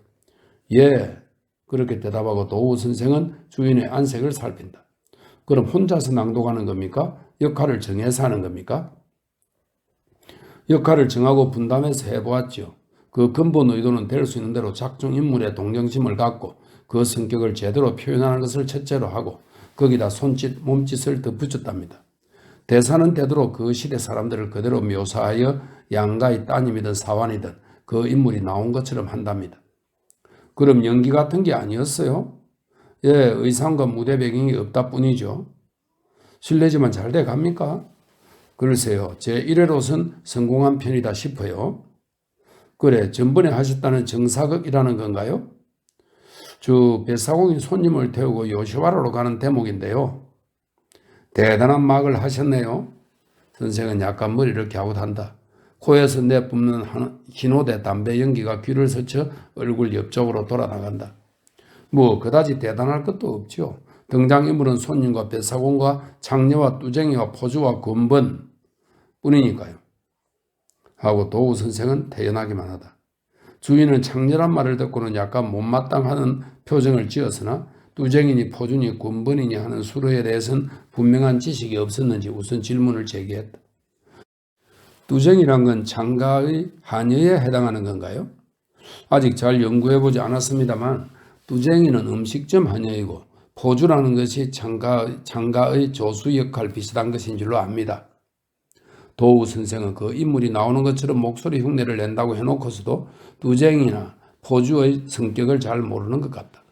옳거니 뚜쟁이는 음식점 소속이요 포주는 창가에서 숙식을 하는 거군요. 다음으로 군번이란 건 사람입니까? 또는 일정한 장소를 지칭하는 겁니까? 가령 사람이라면 남자입니까? 여자입니까? 군번은 잘은 모르겠지만 남자를 가리키는 것 같습니다. 무엇을 담당하고 있나요? 글쎄, 거기까지는 아직 잘 알아보지 못했습니다. 이제 알아보도록 하죠. 이 군부는 기생의 주선이나 화대의 계산 및 감독을 하는 사람을 말합니다. 이런 식으로 연극을 하는 날엔 뚱딴지 같은 일이 벌어지리라는 생각에 나는 주인의 얼굴을 슬쩍 쳐다보았다. 주인은 뜻밖에도 진지하다. 그래, 낭독자는 당신 말고 어떤 사람이 참가했나요? 여러 사람들이 있었지요. 장려역이 법학사인 K군이었는데 콧수염을 붙이고서 여자의 달콤한 대사를 늘어놓으니 참 묘하더군요. 더구나 그 장녀가 능청을 뜨는 대목에 있어서 낭독에서도 능청을 떨어야 하나요? 주인은 걱정되는 듯 물어본다. 예, 아무튼 표정이 중요하니까요. 하고 도우 선생은 어디까지나 문예가인 척하고 있다. 그래, 제대로 능청을 떨 수 있던가요? 주인은 경구를 토한다. 능청은 제1회엔 좀 무리더군요. 하고 도우 선생도 경구를 토한다. 그런데 당신은 무슨 역할을 했죠? 저는 배사공이었습니다. 허허, 당신이 배사공이라? 당신 같은 사람이 배사공을 할 수 있다면 나라도 근본점은 할 수 있겠다는 투다. 배사공은 무리가 없었나요? 하고 공치사가 없는 속셈을 털어놓는다. 도우 선생은 별반 화가 난 기색도 없다. 그는 역시 침착한 어조로 말했다. 그 배사공 때문에 모처럼의 행사도 용두사미로 끝났지요. 실은 회장 근처에 여학생 4-5명이 하숙을 하고 있었는데요. 그들이 어떻게 알았는지 그날 낭독회가 있다는 걸 어디선가 듣고 회장 창문 밑에 와서 방청하고 있었던가 봅니다. 제가 배사공 목소리를 흉내내며 차츰 기분을 내어 익으면 되었다 싶어 우쭐해하고 있자니까 말하자면 몸짓이 좀 지나쳤던가 보죠. 이때까지 참고 있던 여학생들이 그만 와 하고 웃음을 터뜨리지 뭡니까? 놀라기도 했거니와 창피하기도 했고요.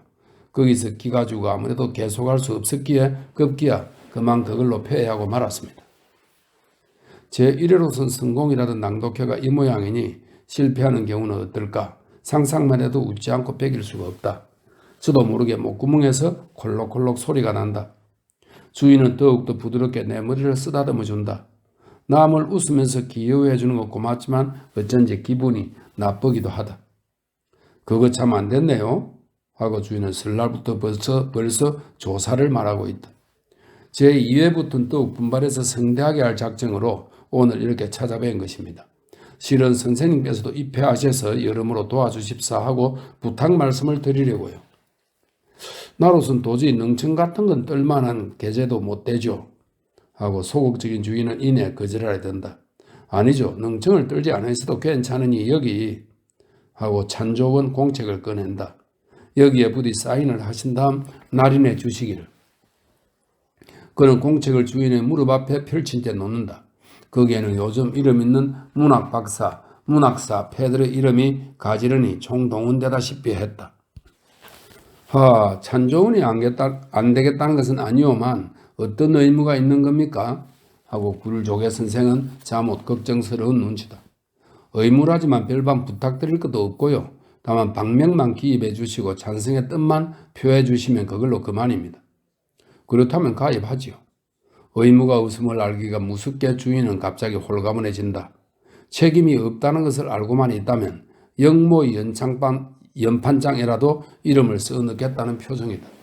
뿐만 아니라 이렇게 이름이 알려진 학자들의 이름이 기란성같이 나열된 가운데 자신의 성명만이라도 입적시키는 것은 이제까지 이런 일을 해본 적이 없는 주인으로선 더 없는 영광인지라 그 대답에 기세가 있는 것도 무리는 아니다. 잠깐 실례합니다. 주인은 서재로 도장을 가지러 들어간다. 나는 다다미 위에 털썩 떨어진다.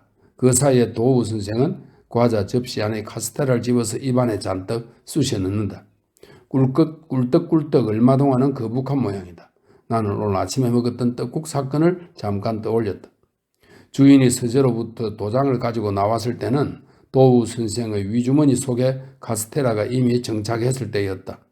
주인은 과자 접시에 카스테라가 한 조각 없었다는 사실을 알아채지 못한 것 같다. 가령 알아차린다 하더라도 제일 먼저 의심받을 자는 내가 아니겠는가.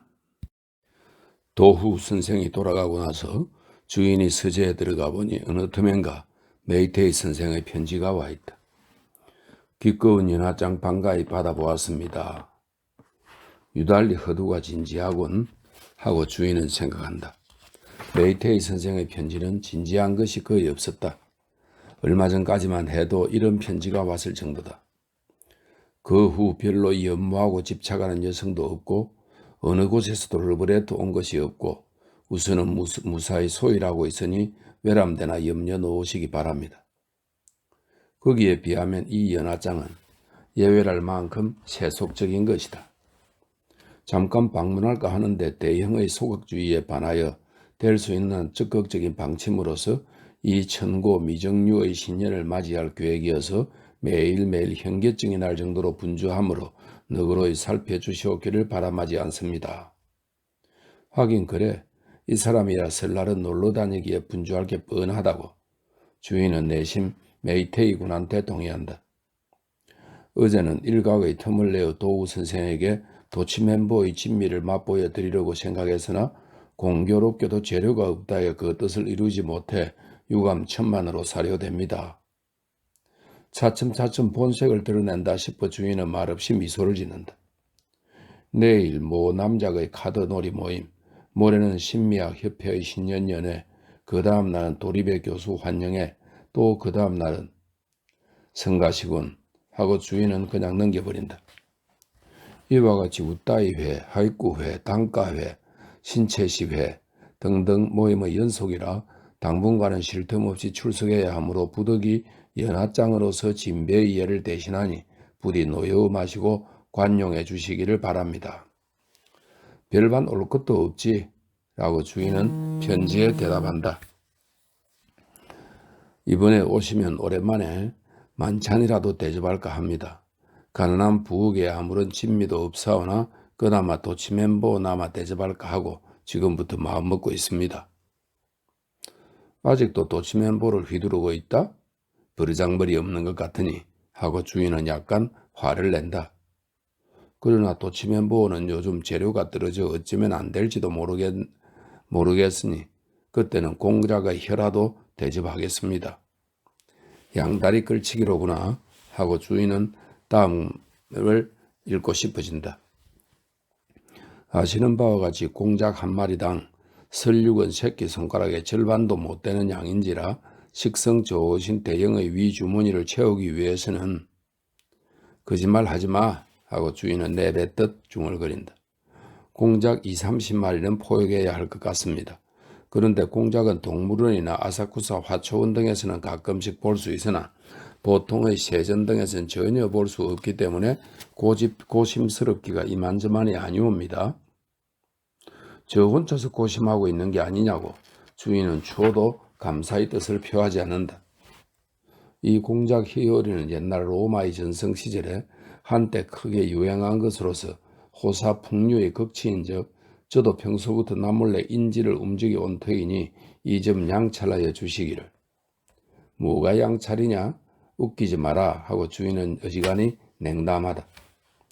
그 후 16, 17세기까지는 유럽 전체를 통하여 공작은 연석에 없어서는 안 될 진미였다고 합니다. 레스트 백작이 엘리자베스 여왕을 캐닐우드에 초대하였을 때도 분명 공작을 사용한 것으로 기억하고 있습니다.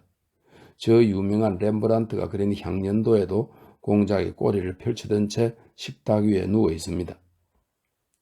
공작의 요리사를 쓸 정도라면 그다지 분주한 것도 아니지 않느냐고 주인은 투덜거린다.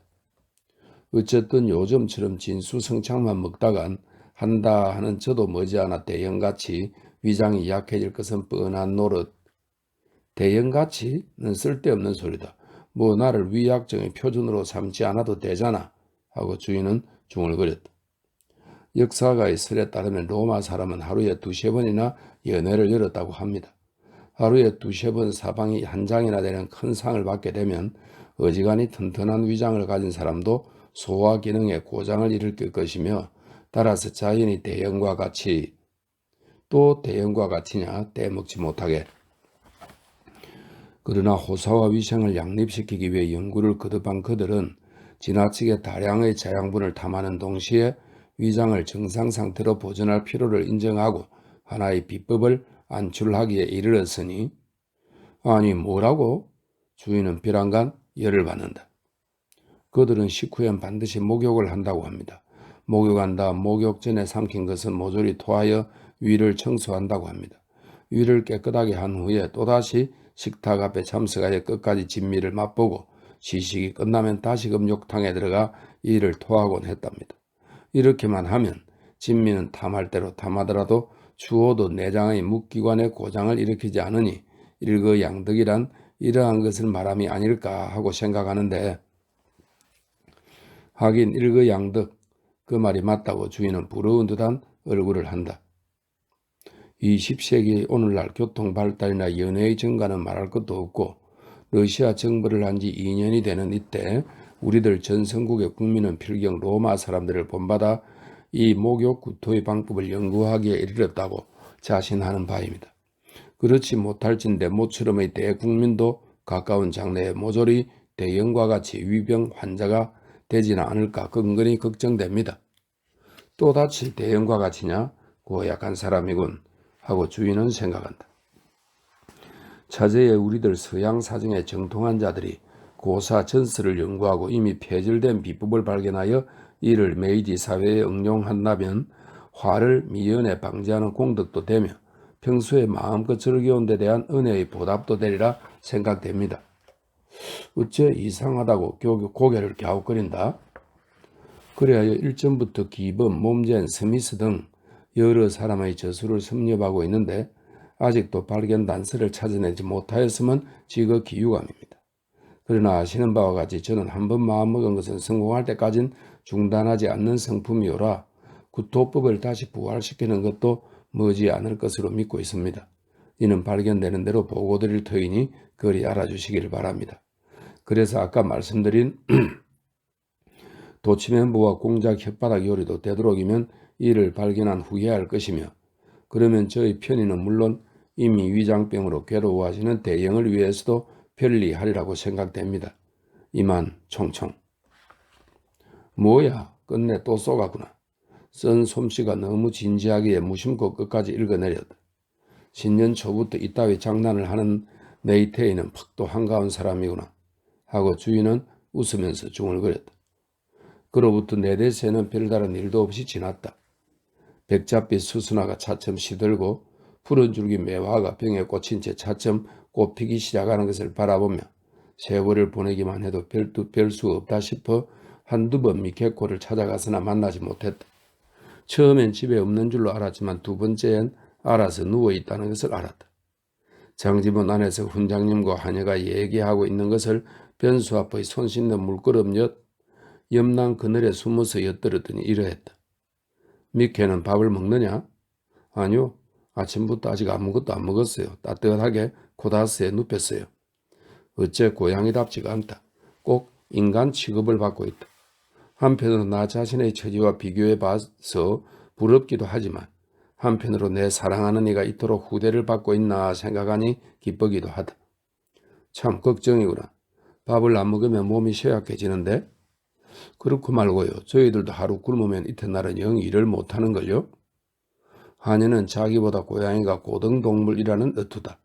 사실 이 집에선 하녀보다 고양이가 더 소중한지도 모른다. 의사 선생한테 데리고 갔었니? 예, 그 의사는 참 이상해요. 제가 미케를 안고 진찰실에 들어가니 감기라도 들었느냐고 제 맥을 짚으려고 하장했어요. 아니요, 환자는 제가 아니고요. 이거예요. 하고 미케를 무릎 위에 꽂지 않았더니 싱글벙글 웃으면서 고양이의 병은 나도 몰라. 내버려두면 곧 나을 게야. 그렇지 않겠어요? 너무하지 뭐예요. 화가 나길래 그럼 안 봐줄 수도 좋아요. 이래봬도 소중한 고양이에요. 하고 미케를 품에 안고 돌아와 버렸어요. 그 참이란 도저히 우리 집 같은 데선 들을 수 있는 말이 아니다. 역시 댄쇼이님의 무엇이 되지 않고선 못 쓸 말이다. 매우 고상하다고 감탄했다. 어째 쿨럭거리는가 본데? 예, 감기가 들어서 목이 아픈가 봐요. 감기 들면 누구나 기침이 나니까요. 댄쇼이님의 무엇이 되는 한여인지라 더럽게 정중한 말씨도 다 쓴다. 게다가 요즘은 폐병인지 뭔지 아는 병이 생겨나서 말이지. 정말이지 요즘처럼 폐병이네 패스트네 그런 새 연병만 잔뜩 불어나다간 어디 마음 놓을 수가 있어야죠. 옛 막부시대 무사히 무사정 시절에는 없었던 것이고 신통한 것은 없으니 너도 조심하라고. 예, 그래야 될 것 같네요. 한이는 크게 감동한다. 감기가 걸렸다지만 별로 나다니지도 않았던 것 같은데 아니죠. 요즘 못된 친구가 생겼거든요. 한이는 국가 기밀이라도 말하는 것처럼 의기양양하다. 못된 친구라? 예, 저 큰 길가 선생네 집에 있는 지저분한 숫고양이 말이에요. 선생이라니 매일 아침 버르장머리 없는 소리를 내는 그 사람 말이냐? 예, 세수할 때마다 거위가 목 졸려 죽는 소리를 내는 그 사람 말이에요.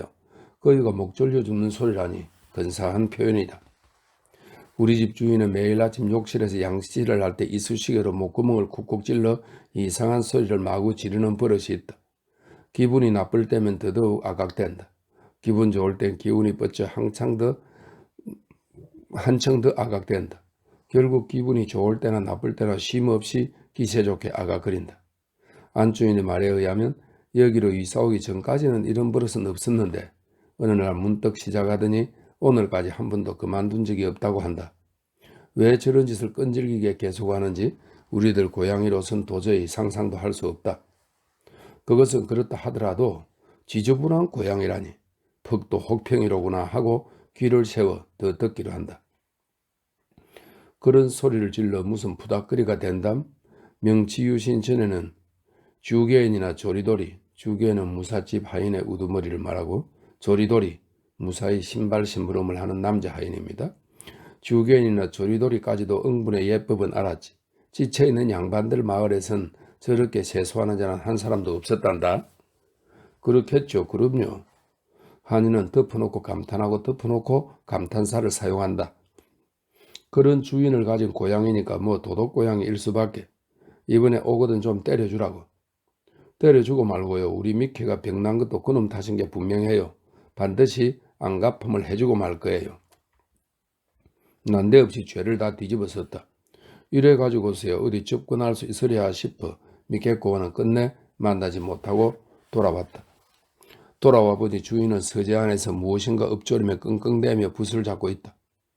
이현금 훈장님 집에서 듣고 온 평판을 얘기한다면 몹시 화를 내겠지만 모르는 게 약이라고 끙끙거리면서 제법 신성한 시인인 척하고 있다.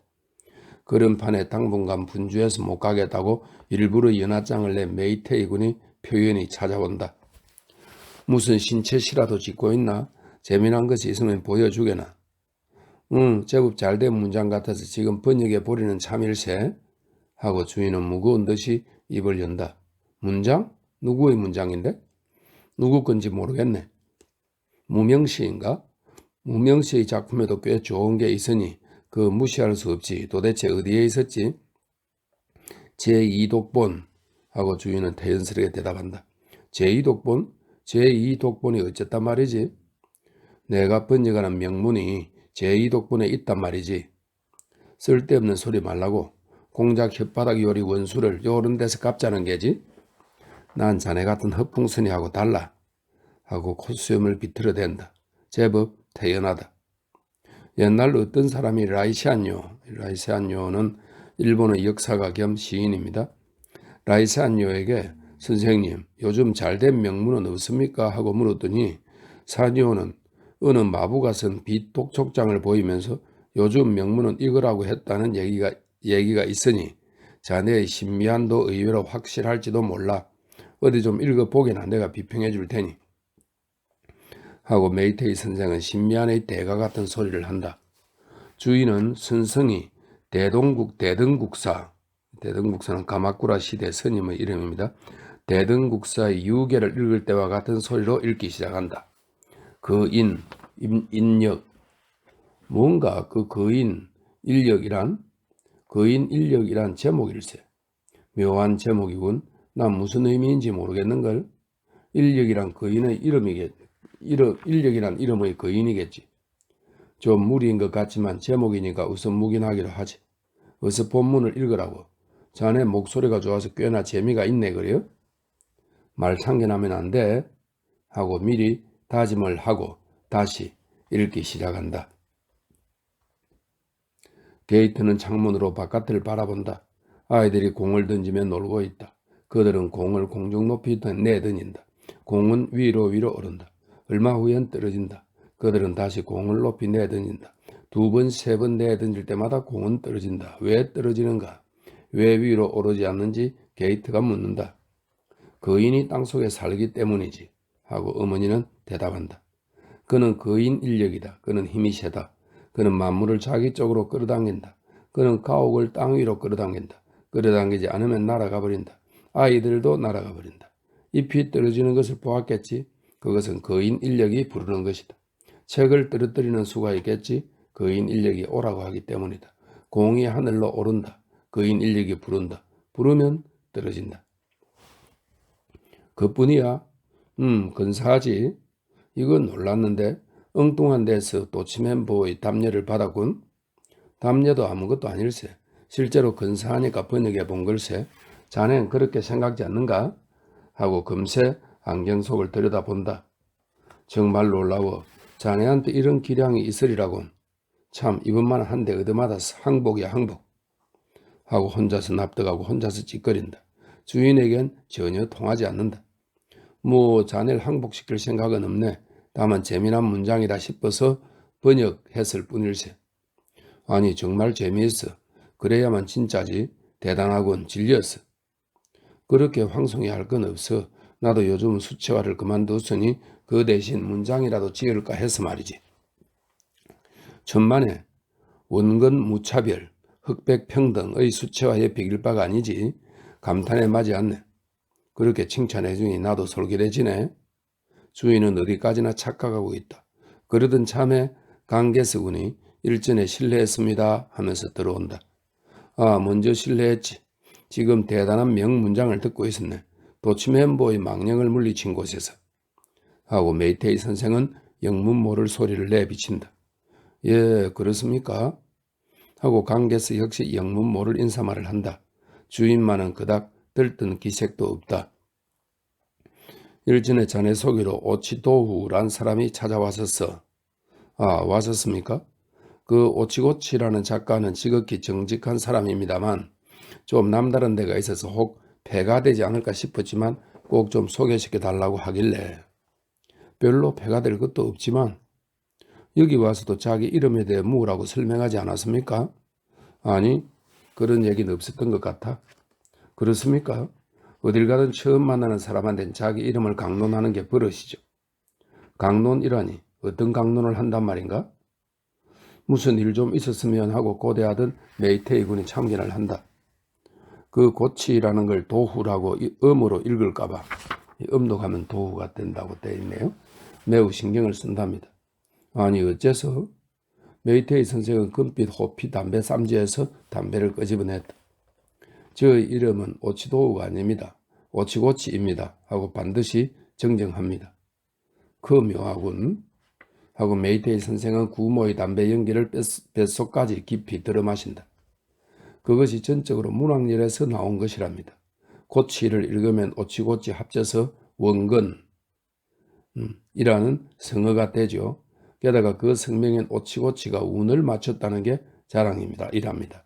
그러므로 고치를 음독한다면 자신이 모처럼 한 고심을 남이 평가해주지 않는다고 불평한다 그 말입니다. 그 참 괴짜로군. 하고 메이테이 선생은 신이 나서 담배 연기를 뱃속으로부터 콧구멍까지 도로 내뿜었다. 도중에 담배 연기가 길을 잘못 들어 목구멍에 걸린다. 선생은 담뱃대를 쥔 채 재치기를 한다. 일전에 왔을 때 낭독회에서 뱃사공이 되어서 여학생들한테 망신을 당했다던데? 하고 주인은 웃으면서 말한다. 그래. 메이테이 선생은 담뱃대로 무릎팍을 탁탁 친다. 나는 어째 좀 위험을 느끼곤 약간 그 곁에서 떨어진다.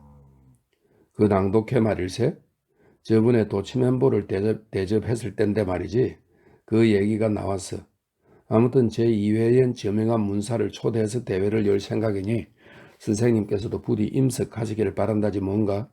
그래 내가 다음에는 치카마서의 시대물을 할 생각이냐고 물었더니 다음엔 훨씬 새로운 것을 골라 곤자키 야시아로 정했다고 하더군. 자네는 무슨 역을 맡았느냐고 물으니 자기는 여주인공인 오미야라는 거야. 도후의 오미야는 재미있을 거야. 나는 꼭 참석해서 박수를 쳐줄 생각이네. 재미있겠네요. 강계석이 묘한 웃음을 웃는다. 그러나 그 사람은 어디까지나 성실하고 경박한 데가 없어서 좋지. 메이테이하고는 완전히 딴판이야. 주인은 안드레아 델 사르토와 공작 혓바닥과 도치멘보의 복수를 한꺼번에 해치운다. 메이테이 군은 아무렇지도 않은 기색으로 웃으며 말한다. 아무렴 나 같은 건 도거쿠의 칼도마. 이거는 교도쿠의 칼도마. 이 말은 교도구란 곳에서 바보 조개라는 조개가 많이 나오므로 이곳의 도마에는 이 조개가 많이 오른다. 어리석고 교활한 자에 대한 은으로 쓰인다고 하네요. 교도구의 칼도마 격인 걸 그래 그쯤 되겠지 하고 주인이 말한다. 실은 교도구의 칼도마가 무엇을 의미하는지 주인은 잘 몰랐지만 여러 해 동안 학교 선생을 해오면서 몰라도 아는 척 해왔으므로 이럴 땐 선생의 경험을 사교상에서 응용한단 말이다. 교도구의 칼도마란 무슨 말인가요? 하고 강계서가 솔직하게 묻는다. 주인은 사랑방 정면의 마루 쪽을 바라보며 저 수순하는 지난 세모에 내가 목욕탕에서 오는 길에 사다가 꽂은 건데 오래 가는구먼 하고 말함으로써 교도구의 칼도마를 억지로 눌러버린다. 세모라고 하니까 말인데 지난해 세모에 난 참으로 이상한 경험을 했다고. 메이테이가 담뱃대를 고개사처럼 손가락 끝으로 마구 돌리며 말한다. 어떤 경험인지 말해보게나. 주인은 교도구의 칼도마를 멀리 위쪽으로 팽개쳐버린 기분으로 안도의 숨을 내쉰다. 메이테이 선생의 이상한 경험이란 건 다음과 같은 이야기다. 분명 세모의 27일로 기억하는데 도우한테서 찾아가 뵙고 부디 문예에 대한 고견을 듣고자 하오니 댁에 계셔 주시길 바란다고 미리 통지해 왔기에 아침부터 초조하게 기다리고 있었는데 이 선생이 좀처럼 와야지. 점심을 먹고 난로 앞에서 발이 페인의 희극담을 읽고 있자니까 시즈오카에 계신 어머니한테서 편지가 왔더라고. 편지를 펴보니 노인네라 언제까지나 나를 어린애로 여긴단 말이야. 추울 때는 밤에 외출을 하지 말라느니 냉수욕도 좋지만 난로를 피워 방 안을 따뜻해 하지 않으면 감기 드느니 여러 가지로 주의를 하셨다네. 과연 어버이란 고마운 존재다. 타인이라면 도저히 이렇게는 못할 게라고. 태평이 나도 그때만은 크게 감동을 했네 그래. 그건 그렇지만 이렇게 빈둥빈둥 놀고만 있어서는 안 되겠다. 무슨 대저술이라도 해서 가문을 빛내야겠다. 어머니가 살아계신 동안 천하로 하여금 메이지 문단에 메이테이 선생이 계심을 알려주고 싶다는 생각이 들었다네. 그리고 더 읽어내려 가노라니까 너 같은 사람은 실로 행복한 축이다. 러시아와 전쟁이 벌어져 젊은 사람들은 나라를 위해 큰 고생을 하고 있는데 절기가 섣달인데도 설날같이 태평설에 놀고만 있다고 쓰여 있지 않겠나? 난 이래봬도 어머니의 생각처럼 놀고만 있는 건 아니잖아. 그 다음에 이어서 나의 초등학교 시절의 친구로 이번 전쟁에 나가 죽거나 부상당한 자들의 이름이 열거되어 있단 그 말이야. 그 이름들을 일일이 읽었을 땐 어째 이 세상이 허무하고 인간도 시시하다는 생각이 들더군. 맨 나중엔 새해 떡국을 먹는 것도 이번이 마지막인가 싶다 하고 심란한 이야기가 쓰여 있기에 더욱 우울해지면서 어서 도후가 오면 좋겠다 싶었는데 이 사람 아무래도 오지 않지 뭔가. 그럭저럭 저녁 식사를 하고 나서 어머니께 답장이나 하려고 13줄 썼지. 어머니는 두루마리로 6자도 넘도록 길게 쓰셨지만 나로선 도저히 그런 재주는 없기에 언제나 10줄 안팎으로 그치고 말거든. 그랬더니 하루 동안 꼼짝 않고 있었던 탓에 위장 상태가 묘하고 고통스럽더라고. 도후가 오거든 기다리게 하면 된다는 생각에서 우편물을 붙일 겸 산책하러 나섰지. 여느 때와는 달리 후시미초 방면으로 발이 향하지 않고 나도 모르게 도태 산반초 쪽으로 나가버렸지. 마침 그날 밤은 조금 흐리고 강바람이 연못 저편으로부터 마구 불어와서 몹시 추웠어. 가구라자카 쪽에서 기차가 부웅 소리를 내며 뚝 아래로 지나가더군. 쓸쓸하기 거지없었지. 세모에 전사에 노쇠에 무상신속 그런 생각이 머릿속을 빙빙 돌고 돌더군. 흔히 사람들이 목을 맨다고들 하지만 이럴 때 문득 마음이 동해 죽으려는 게 아닐까 하는 생각이 들었어.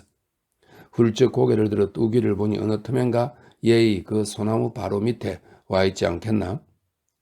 얘 그 소나무라 뭐야? 주인이 한마디 던졌다.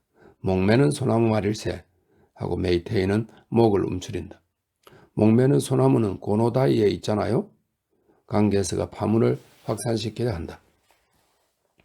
고노다이 것은 종을 맺다라면은 소나무고 도태산반초 것이 목매는 소나무일세. 왜 이런 이름이 붙었는지 옛부터의 전설에 의하면 누구나 그 소나무 밑으로 오면 목을 메고 싶어진다는 거야. 둑 위에 소나무는 수십 그루 서 있지만 거기 목매 죽었다 해서 와보면 반드시 이 소나무에 매달려 있었다는군. 한 해에 두세 번은 어김없이 매달려 있다는 거야. 아무래도 다른 소나무에서는 죽을 생각이 안 나는가 봐. 부안이 제법 보기 좋게 가지가 한결쪽으로 모로 뻗쳐 있어. 참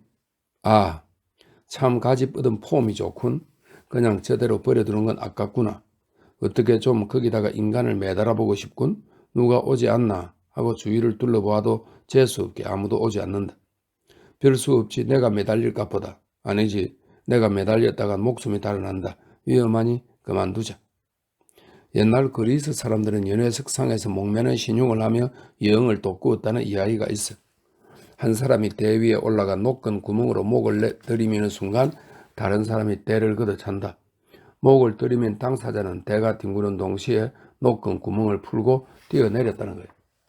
과연 그것이 사실이라면 별반 두려워할 것도 없겠다. 어디 나도 한번 시도해 보리라 하고 가지에 손을 걸어보니 제법 그럴싸하게 휘어들겠지. 이 휘어드는 폼이 실로 미적이란 말이야. 목이 걸려 둥둥 떠있는 상황을 상상해보니 기분이 좋아서 죽겠단 말이야. 꼭 해봐야지 싶었지만 만약 도우가 와서 기다리고 있다면 가엾다는 생각이 들더군. 그렇다면 우선 도우를 만나 약속한 대로 얘기한 연후에 다시 나오리라 생각하고 결국은 집에 돌아오고 만 걸세. 그래, 그걸로 대단원이란 말인가? 하고 주인이 묻는다. 재미있네요. 하고 강개서가 빙그레 웃는다. 집에 돌아와 보니 도우는 와있지 않더군. 그러나 오늘은 부득이한 사정이 있어서 못 나가지만 근일 중 한번 찾아뵈었고 천천히 이야기하고자 하옵니다 하는 엽서가 왔더군. 겨우 안심하고 이렇다면 마음도 홀가분하게 목맬 수 있겠다 기쁘다고 생각했어. 그래 곧장 계단을 신고 종종 걸음으로 아까의 그 장소로 되돌아가 보니 하고 메이데이는 시치미를 뚝 떼고 주인과 강개서의 얼굴을 본다. 보니 어떻든가 하고 주인은 약간 조바심을 낸다. 점입 가경이네요 하고 강개서는 하오리 끈을 만지작거린다. 그런데 벌써 누군가 와서 먼저 매달려 있지 않겠나. 꼭 한 발 차이란 말일세. 유감천만이지 뭔가. 지금 생각하면 어째 그때 사신에 홀렸던가 봐. 제임스 같은 사람의 말에 따르면 잠재의식 속에 유명계와 내가 존재하고 있는 현실계가 일종의 인과법에 의해서 서로 감응한 것일 테지. 실로 불가사의한 일도 다 있지 뭔가. 메이테이는 어디까지나 시치미를 떼고 있다. 주인은 또 속았구나 싶으면서도 아무 말 않고 구야모찌는 팥고물을 넣은 떡입니다. 구야모찌를 한흙 가득 넣고 우물거리고 있다. 강개서는 화로의 재를 차곡차곡 걸쩍거리면서 고개를 숙인 채 빙그레 웃고 있더니 이윽고 입을 연다. 지극히 조용한 어조다. 과연 듣고 보니 이상한 일로 좀처럼 이섬직한 일 같지도 않습니다. 저 같은 사람도 역시 바로 어제 엊그제 비슷한 경험을 했기 때문에 조금도 의심할 생각이 없습니다. 아니 자네도 목을 메고 싶었다 그건가? 아니요. 저의 경우는 목이 아니고요. 새해가 밝았으니 작년 세모의 일인데 그것도 선생님과 같은 날 같은 시각점에 일어난 사건인지라 더더욱 이상한 느낌이 듭니다.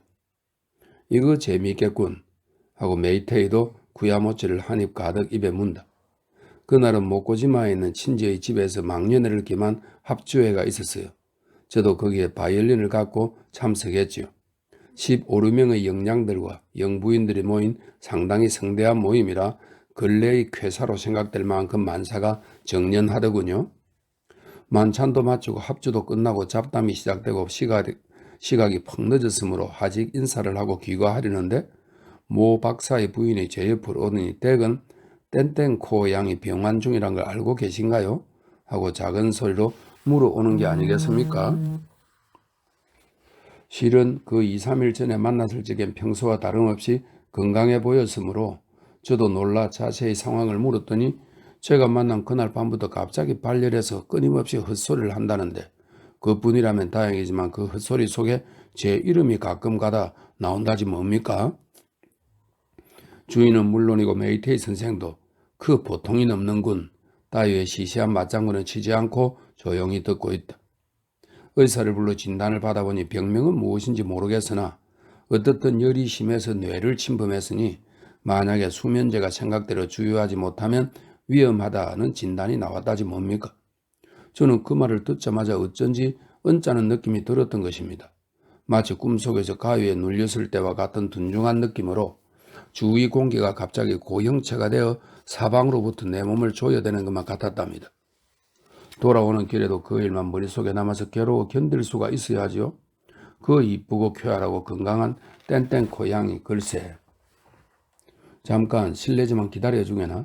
아까부터 듣고 있자니까 땡땡 고양이란 이름이 2번쯤 들린 것 같은데 만일 괜찮다면 그가 누군지 알고 싶네. 들려줄 수 있겠나? 하고 메이테이 선생이 돌아보니 주인도 하고 근성으로 대답한다. 아니죠. 그것만은 본인에게 폐가 될지도 모르니 그만둡시다. 모두가 알쏭달쏭 아리송하다는 식으로 얘기할 셈인가? 냉소하시면 안 됩니다. 지극히 진지한 이야기인걸요? 어쨌든 그 여인이 갑자기 그런 병에 걸렸다는 걸 생각하면서 비로소 비화 낙엽같이 가슴이 아파오고 온몸의 활기가 일시에 스트라이크를 일으킨 것처럼 맥이 탁 풀려 비틀거리며 아즈마바시까지 가까스로 왔습니다. 난간에 다가가서 아래를 보니 밀물인지 썰물인지는 모르겠으나 검은 물이 한데 모여 그저 움직이고 있는 것만 같이 보이더군요. 하나가와도 쪽에서 인력거 한 대가 달려와서 다리 위를 지나갔습니다. 그 초롱 불빛을 바라보고 있노라니까 차츰차츰 작아지더니 삿포로 맥주 회사께에서 사라졌습니다. 저는 다시 물을 보았습니다. 그러자 아득히 문 강의 상류 쪽에서 내 이름을 부르는 소리가 들려오지 않겠습니까?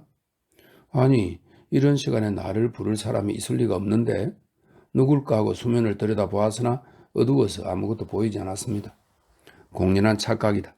얼른 돌아가자고 한 걸음 두 걸음 걷기 시작하자 또 희미한 소리로 먼 데서 제 이름을 부르는 거예요.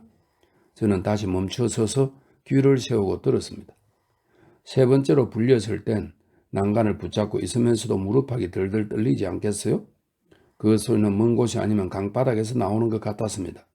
틀림없는 땡땡코의 목소리였습니다. 저는 저도 모르게 예 하고 대답했죠. 그 대답 소리가 어찌나 컸던지 조용한 물을 울리고 저 스스로 제 소리에 놀라서 획 주위를 둘러보았습니다. 사람도 개도 달도 아무것도 안 보입니다. 그때 저는 이 밤 속에 휘말려 들어서 소리 나는 곳으로 가고 싶다는 생각이 왈칵 치솟았던 겁니다. 땡땡코의 목소리가 다시 고통스러운 듯 호소하듯 구원을 요청하듯 저의 귀를 찔렀으므로 이번엔 이제 곧 갑니다 하고 대답하고 난간에서 상체는 내밀고 검은 물을 바라보았죠. 아무래도 저를 부르는 소리가 물결 밑으로부터 어렴풋이 새어나오는 것만 같았으니까요. 이 물밑이구나 싶어서 저는 급기야 난간 위에 올라탔다고요. 이번에 부르면 뛰어들리라 마음먹고 흐름을 응시하고 있노라니 또다시 가엾은 소리가 신락같이 떠오르지 뭡니까? 이때구나 싶어 힘을 넣고 일단 뛰어올라서 그리고는 조약돌처럼 미련 없이 떨어져 버렸지요. 급기야 뛰어들었다고? 주인이 눈을 깜빡이면서 묻는다. 거기까지 갈 줄은 몰랐어 하고 메이테이가 자기 코끝을 살짝 집었다. 뛰어들고 나서는 정신이 아찔해지면서 얼마 동안은 뭐가 뭔지 몰랐지요. 이윽고 눈을 뜨고 보니 춥기는 하지만 어디도 물에 젖은 데는 없고 아무렇지도 않고 물을 마신 것 같지도 않았어요. 분명 뛰어들었는데 참으로 이상하다. 이거 참 이상하다고 생각하며 정신을 차려 그 주위를 둘러보고 놀랐지 뭡니까? 물속으로 뛰어든 줄만 알았는데 그만 다리 한복판으로 잘못 뛰어내렸던 거예요. 그땐 참으로 유감이었습니다. 앞과 뒤의 착오만으로 그 목소리 나는 곳으로 갈 수가 없었던 거예요. 강계에서는 빙글빙글 웃으면서 여느 때처럼 하울이 끈을 주물럭거리고 있었다. 하하하하, 이거 재미있군. 내 경험과 흡사한 게 묘하네. 역시 제임스 교수의 재료가 되겠네. 인간의 감흥이라는 제목으로 사색문을 쓰면 필시 문단을 놀라게 할 걸세. 그런데 그 땡땡 고양의 신병은 어찌 되었나? 하고 메이테이 선생이 추궁한다. 2, 3일 전에 새 인사를 갔더니 대문 안에서 한여와 한해를 치고 있었으니까 신병은 왕쾌된 것 같습니다. 주인은 아까부터 골똘히 무언가를 생각하는 모양이었는데 그때서야 겨우 입을 열어 나한테도 있어 하고 질세라는 기색을 보인다. 있다니 뭐가 있단 말인가? 메이테이의 안중엔 주인 같은 건 물론 없다. 내 경험도 작년 세모의 일이었지. 모두가 작년 세모라니 암합치고 묘하네요 하고 강계서가 웃는다. 빠진 앞니 사이에 구야모찌 부스러기가 붙어있다. 역시 같은 날 같은 시각이 아닌가 하고 메이테이가 헷갈리게 한다. 아니지, 날짜는 다른 것 같다. 아마 스무날께였지.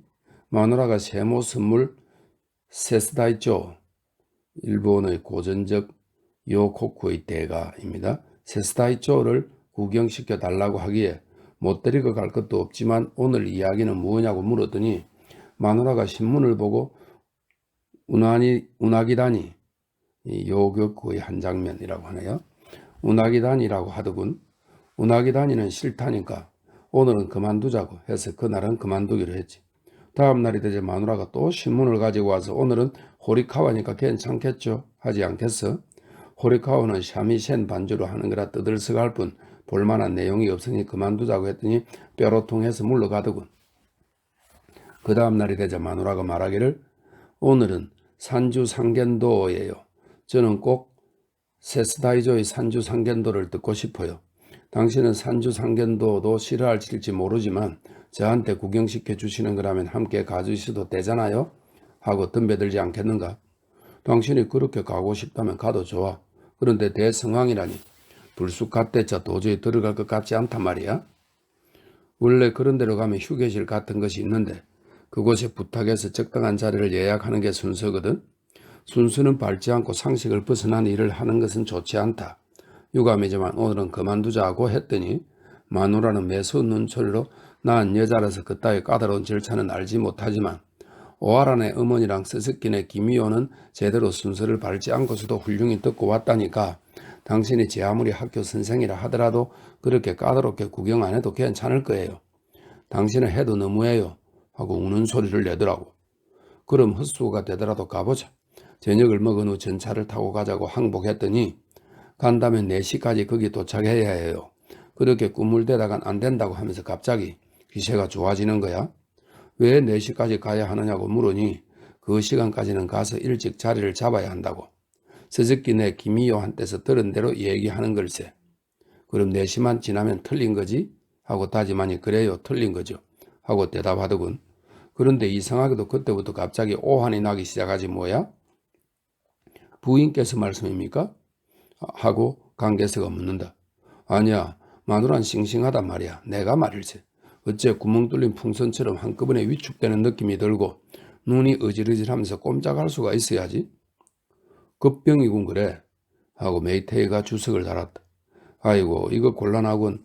마누라 1년에 한 번 소원인데 꼭 들어주고 싶은데 늘 꾸짖어대고 말을 안 하기도 하고 고생을 시키기도 하고 아이들 시중을 들게 했을 뿐인데 그 노고에 보답한 적은 한 번도 없는데 오늘은 다행히 시간도 있고 주머니엔 돈도 몇 푼 있겠다. 데리고 가자면 갈 수도 있다. 마누라도 가고 싶어하고 나도 데리고 가고 싶다. 꼭 데리고 가고 싶지만 이렇게 오한이 나고 어질어질했어야 전차 타는 건 고사하고 현관에도 못 나갈 지경인걸. 안 됐구나 안 됐다. 그렇게 생각하자 오한은 더욱더 심해지고 현기증도 더더욱 심해지더라 말일세.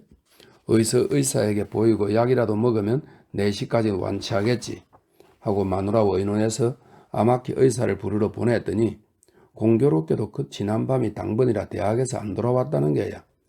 2시쯤 돌아오니 돌아오는 대로 곧 보내겠다는 거야. 야단났다. 지금 행인수라도 마시면 4시 전에 필시 나을 터인데 재수가 없을 땐 되는 일이 없다고? 어쩌다가 마누라가 좋아하고 웃는 얼굴 좀 보고 느긋한 마음을 푹 품으려던 것도 다 틀려버렸단 말이야. 마누라는 원망스러운 얼굴로 아무래도 못 가시겠죠? 하고 묻는 거야. 간다고 꼭 간다고 4시까지는 꼭 나와 보일 테니 안심하고 있어. 입으로는 그렇게 말했지만 가슴 속으론 감개무량했지. 오한은 더욱 심해지고 현기증도 한층 더했지. 만약 4시까지 낫지 않아 약속을 지키지 못하게 된다면 속 좁은 여자의 일인지라 무슨 짓을 할지도 모르니 딱한 처지가 되었어. 만일의 경우를 생각해서 지금 당장 유의전변의 진리와 생자 필멸의 도리를 설명하여 만약 병고가 일어나더라도 허둥지둥하지 않게 각오를 갖게 하는 것도 아내에 대한 남편의 의무가 아닐까 하고 생각했다니. 나도 얼른 마누라를 서재로 불러서 아무리 당신이 여자라도 입에 든 떡도 넘어가야 제 것이다 라는 서양 속담 정도는 알고 있겠지 하고 물었더니 그따위 꼬부랑말을 누가 안단 말이에요? 당신은 내가 영어 모른다는 걸 뻔히 알면서도 일부러 영어를 써서 사람을 놀리는 거죠? 좋아요. 난 영어를 못해요. 그렇게 영어가 좋다면 왜 예수학교 졸업생과 결혼 안 했어요? 당신같이 매정한 사람은 없다고요. 하고 굉장한 스스리라 모처럼 생각했던 계획도 중단되고 말았지 뭔가. 자네들한테도 변명하지만 나는 결코 악의로 영어를 쓴 건 아닐세. 오로지 아내를 사랑하는 진정에서 나온 것인데 그걸 마누라는 그런 식으로 해석하니 어쩔 도리가 없단 말이야. 더구나 오한과 현기증으로 어지간히 머리가 산란한 데다 유의전변, 생자 필멸의 진리를 빨리 납득시켜 주려고 서둘렀기 때문에 그만 마누라가 영어를 모른다는 걸 잊어버리고 아무 생각 없이 썼단 말일세. 생각해보지 내가 나빠서 큰 실수야. 이 실수로 오한은 더욱 더하고 눈앞은 더욱 어질어질한데 시킨 대로 욕조에 들어가서 상반신을 벗고 간단하게 씻고는 옷장에서 옷을 꺼내 갈아입었단 말일세. 언제든지 나갈 준비가 됐습니다 하는 표정으로 말이야. 나는 야단났다 싶더군. 어서 아마키 선생이 와주었으면 하고 시계를 보니 벌써 3시라. 4시까지는 1시간밖에 남아있지 않다. 마누라는 슬슬 떠날까요? 하고 서재문을 열고 얼굴을 내놓더라고. 자기 마누라를 칭찬하는 건 우스운 일이지만 난 이때만큼 마누라가 예쁘다고 생각한 적은 없었네. 비누로 씻은 피부가 윤이나 검정 지리맨 하우리에 비치는 화사함, 그 얼굴이 비누로 씻어 빛나고 세스다이조를 들이려는 희망도 함께 섞여 알게 모르게 빛나 보였단 말일세. 그럼 기운을 내서 나가볼까? 하고 담배 한 대를 피우는데 그때서야 아마키 선생이 나타났지. 잘됐다. 생각한 대로 됐다. 정체를 얘기했더니 아마키 선생은 내 혀를 보고 손을 잡아보고 가슴을 두드려보고 잔등을 만져보고 눈꺼풀을 뒤집어보고 두개골을 문질러 보곤 잠시 생각에 잠겨 있었어. 아무래도 좀 위험한 것 같아서요. 하고 내가 말하자 선생은 침착하게 아니죠. 별다른 일은 없을 겁니다. 저 잠시 동안 외출해도 괜찮을까요? 하고 마누라가 물었다. 글쎄 하고 선생은 다시 생각에 잠기더니 기분만 나쁘지 않으시다면 내 기분은 나쁘다고요. 그럼 어떻든 가루약과 물약을 드리겠어요? 어쩐지 위험해질 것 같군요. 아니 절대로 걱정하실 정도는 아닙니다. 신경을 쓰시면 안 됩니다. 하고 선생이 돌아갔지. 3시에서 30분이 지났어. 한의를 시켜 약을 가져오라 했지. 마누라의 은명을 받고 달려나갔다가 달려 돌아오니 15분 전 4시다. 4시까지는 15분이 남아있었지. 그런데 그때부터 여태껏 아무렇지도 않았던 것이 갑자기 구역질이 나지 않겠나? 마누라가 물약을 찻잔에 따라서 내 앞에 놓아주기에 찻잔을 들고 마시라자 뱃속에서 우국 하는 소리가 터져 나왔지. 하는 수 없이 찻잔을 내려놓았어. 마누라는 어서 마셔야지요 하고 독촉했지. 빨리 마시고 빨리 떠나지 않으면 의리가 상할지도 모른다. 마음 단단히 먹고 마셔버리려고 다시 찻잔을 입술에 대더니 또 올라와서 도저히 못 마시겠더군. 마시려다 놓고 하는데 거실의 괴종시계가 땡땡땡땡 하고 4시를 친단 말이야. 자 4시다. 어물거릴 때가 아니라고 찻잔을 다시 들었더니 참 이상도 하지. 글쎄 이상하다는 걸 이런 걸 두고 하는 말일 게야. 4시 소리와 함께 구역질이 싹 가시고 무략이 아무렇지도 않게 목구멍을 넘어갔단 말이야. 그리고 4시 10분께가 되니 아마키 선생이 명의라는 사실도 비로소 이해할 수 있었는데 잔등이 오싹오싹 하던 것도 눈이 어지러질 하던 것도 꿈처럼 사라지고 당분간 일어서지도 못하리라 생각했던 병이 순식간에 나아버린 건 정말 기쁘더라 말일세. 그러고 나서 가부키초하러 함께 갔었나? 메이테가 영문을 모르겠다는 표정으로 묻는다. 가고 싶었지만 4시가 지나면 못 들어간다고 아내가 그러기에 할 수 없이 그만두었지. 15분만 일찍 아마키 선생이 와주었던들 나도 미안하지 않았겠고 아내도 만족했을 텐데 겨우 15분 차이로 말이지. 참 분했지 뭔가. 생각하면 위태위태한 판국이었어. 얘기를 마친 주인은 가까스로 자기의 의무를 다했다는 듯 제법 전잔을 뺀다. 이로써 두 사람에게 체면이 섰다는 생각인지도 모른다. 강계에서는 여느 때처럼 빠진 이를 드러내고 웃으면서 말한다. 그 참 유감이셨겠네요. 메이테이는 멍청한 쎄하며 자네 같은 친절한 남편을 가진 아내는 참 행복하겠네 하고 혼자 말처럼 말한다. 장지문 저편에서 에흠흠 하는 부인의 기침 소리가 들린다. 나는 얌전히 세 사람의 얘기를 차례차례 들었지만 우습지도 슬프지도 않았다. 인간이란 것들은 시간을 보내기 위해 굳이 입을 운동시켜 우습지도 않은 것을 웃기도 하고 재미도 없는 것을 기뻐하기도 하는 것밖엔 별 재주가 없는 것들이라고 느꼈다. 우리 집주인이 고집스럽고 편협하다는 건 전부터 알고 있었지만 평소에 말수가 적으므로 어째 이해하기 어려운 점이 있다 싶었다. 그 이해하기 어려운 점에서 얼마간은 두렵다는 느낌도 있었으나 지금의 얘기를 듣고서는 갑자기 경멸하고 싶어졌다. 그는 어째서 두 사람의 얘기를 잠자코 들을 수가 없단 말인가? 질세라 시시콜콜한 얘기를 짓거려댄들 무슨 소득이 있을까? 에픽테토스의 책에 그렇게 하라고 쓰여 있단 말인가? 요컨대 주인도 강게스도 메이테이도 태평성대를 구가하는 백성으로 그들은 호로박처럼 바람에 불려도 조연한 척하지만 실은 역시 세속적이면 욕심도 있다. 경쟁의 관념, 이기자 하는 마음은 그들의 일상 담소 중에도 언뜻 풍기며 한 걸음 나아가며 그들이 평소에 매도에 맞지 않는 속골들과 한 통속의 동물이 되고 마는 것은 고양이의 입장에서 보아 불쌍하기 그지없다 하겠다. 다만 그 어느 동작이 여느 얼치기처럼 판에 박은 것 같은 언짢은 냄새를 띠지 않은 건 그런데도 받아들일 만한 점이리라. 이렇게 생각하자 갑자기 세 사람이 담화가 재미없어졌으므로 미케코의 동정이나 보고 올까 해서 이영금 훈장집의 마당으로 간다. 설날을 위해 어린 소나무로 만든 장식들은 이미 철거되고 정월도 벌써 초열흘이 되었으며 화창한 봄날은 한 점의 구름도 보이지 않는 깊은 하늘로부터 사해 천하를 한꺼번에 비추어 10평도 못 되는 마당 표면에도 새해 첫날의 서광을 받았던 때보다 선명한 활기를 띠고 있다. 뱃머리에 방석 하나가 있고 사람의 기척은 없으며 장지문도 다 닫혀 있는 걸 보면 훈장님은 모욕이라도 하러 가는 듯 했다. 훈장님은 집에 없어도 상관없지만 믿겠고 건강은 좀 어떤지 그게 걱정스럽다.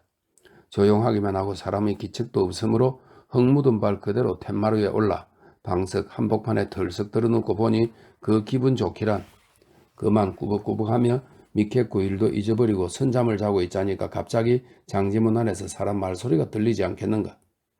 수고했다. 그래 다 됐니? 훈장님은 역시 집에 계셨던 것이다.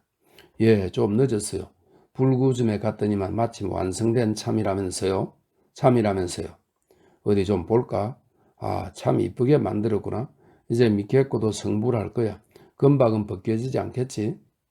예, 다짐을 했더니 고급품을 썼으니 이거라면 사람의 위패보다 더 오래 간다고 하던데요. 그리고 묘의 신녀의 예자는 흘려서 쓰는 게 좋으니 약간 획을 바꿨다고 하던데요. 그래. 우선 불단에 모시고 향불이라도 피워야지. 미케코는 어찌 됐을까? 어째 상황이 이상하다 싶어 방석 위에서 일어섰다. 땡, 나무묘의 신녀, 나무야무 타불 하고 훈장님의 소리가 들린다. 너도 불공을 들여주려무나. 땡, 나무야미 타불 하고 이번엔 하녀의 소리가 들린다. 나는 갑자기 가슴이 두근거리기 시작했다.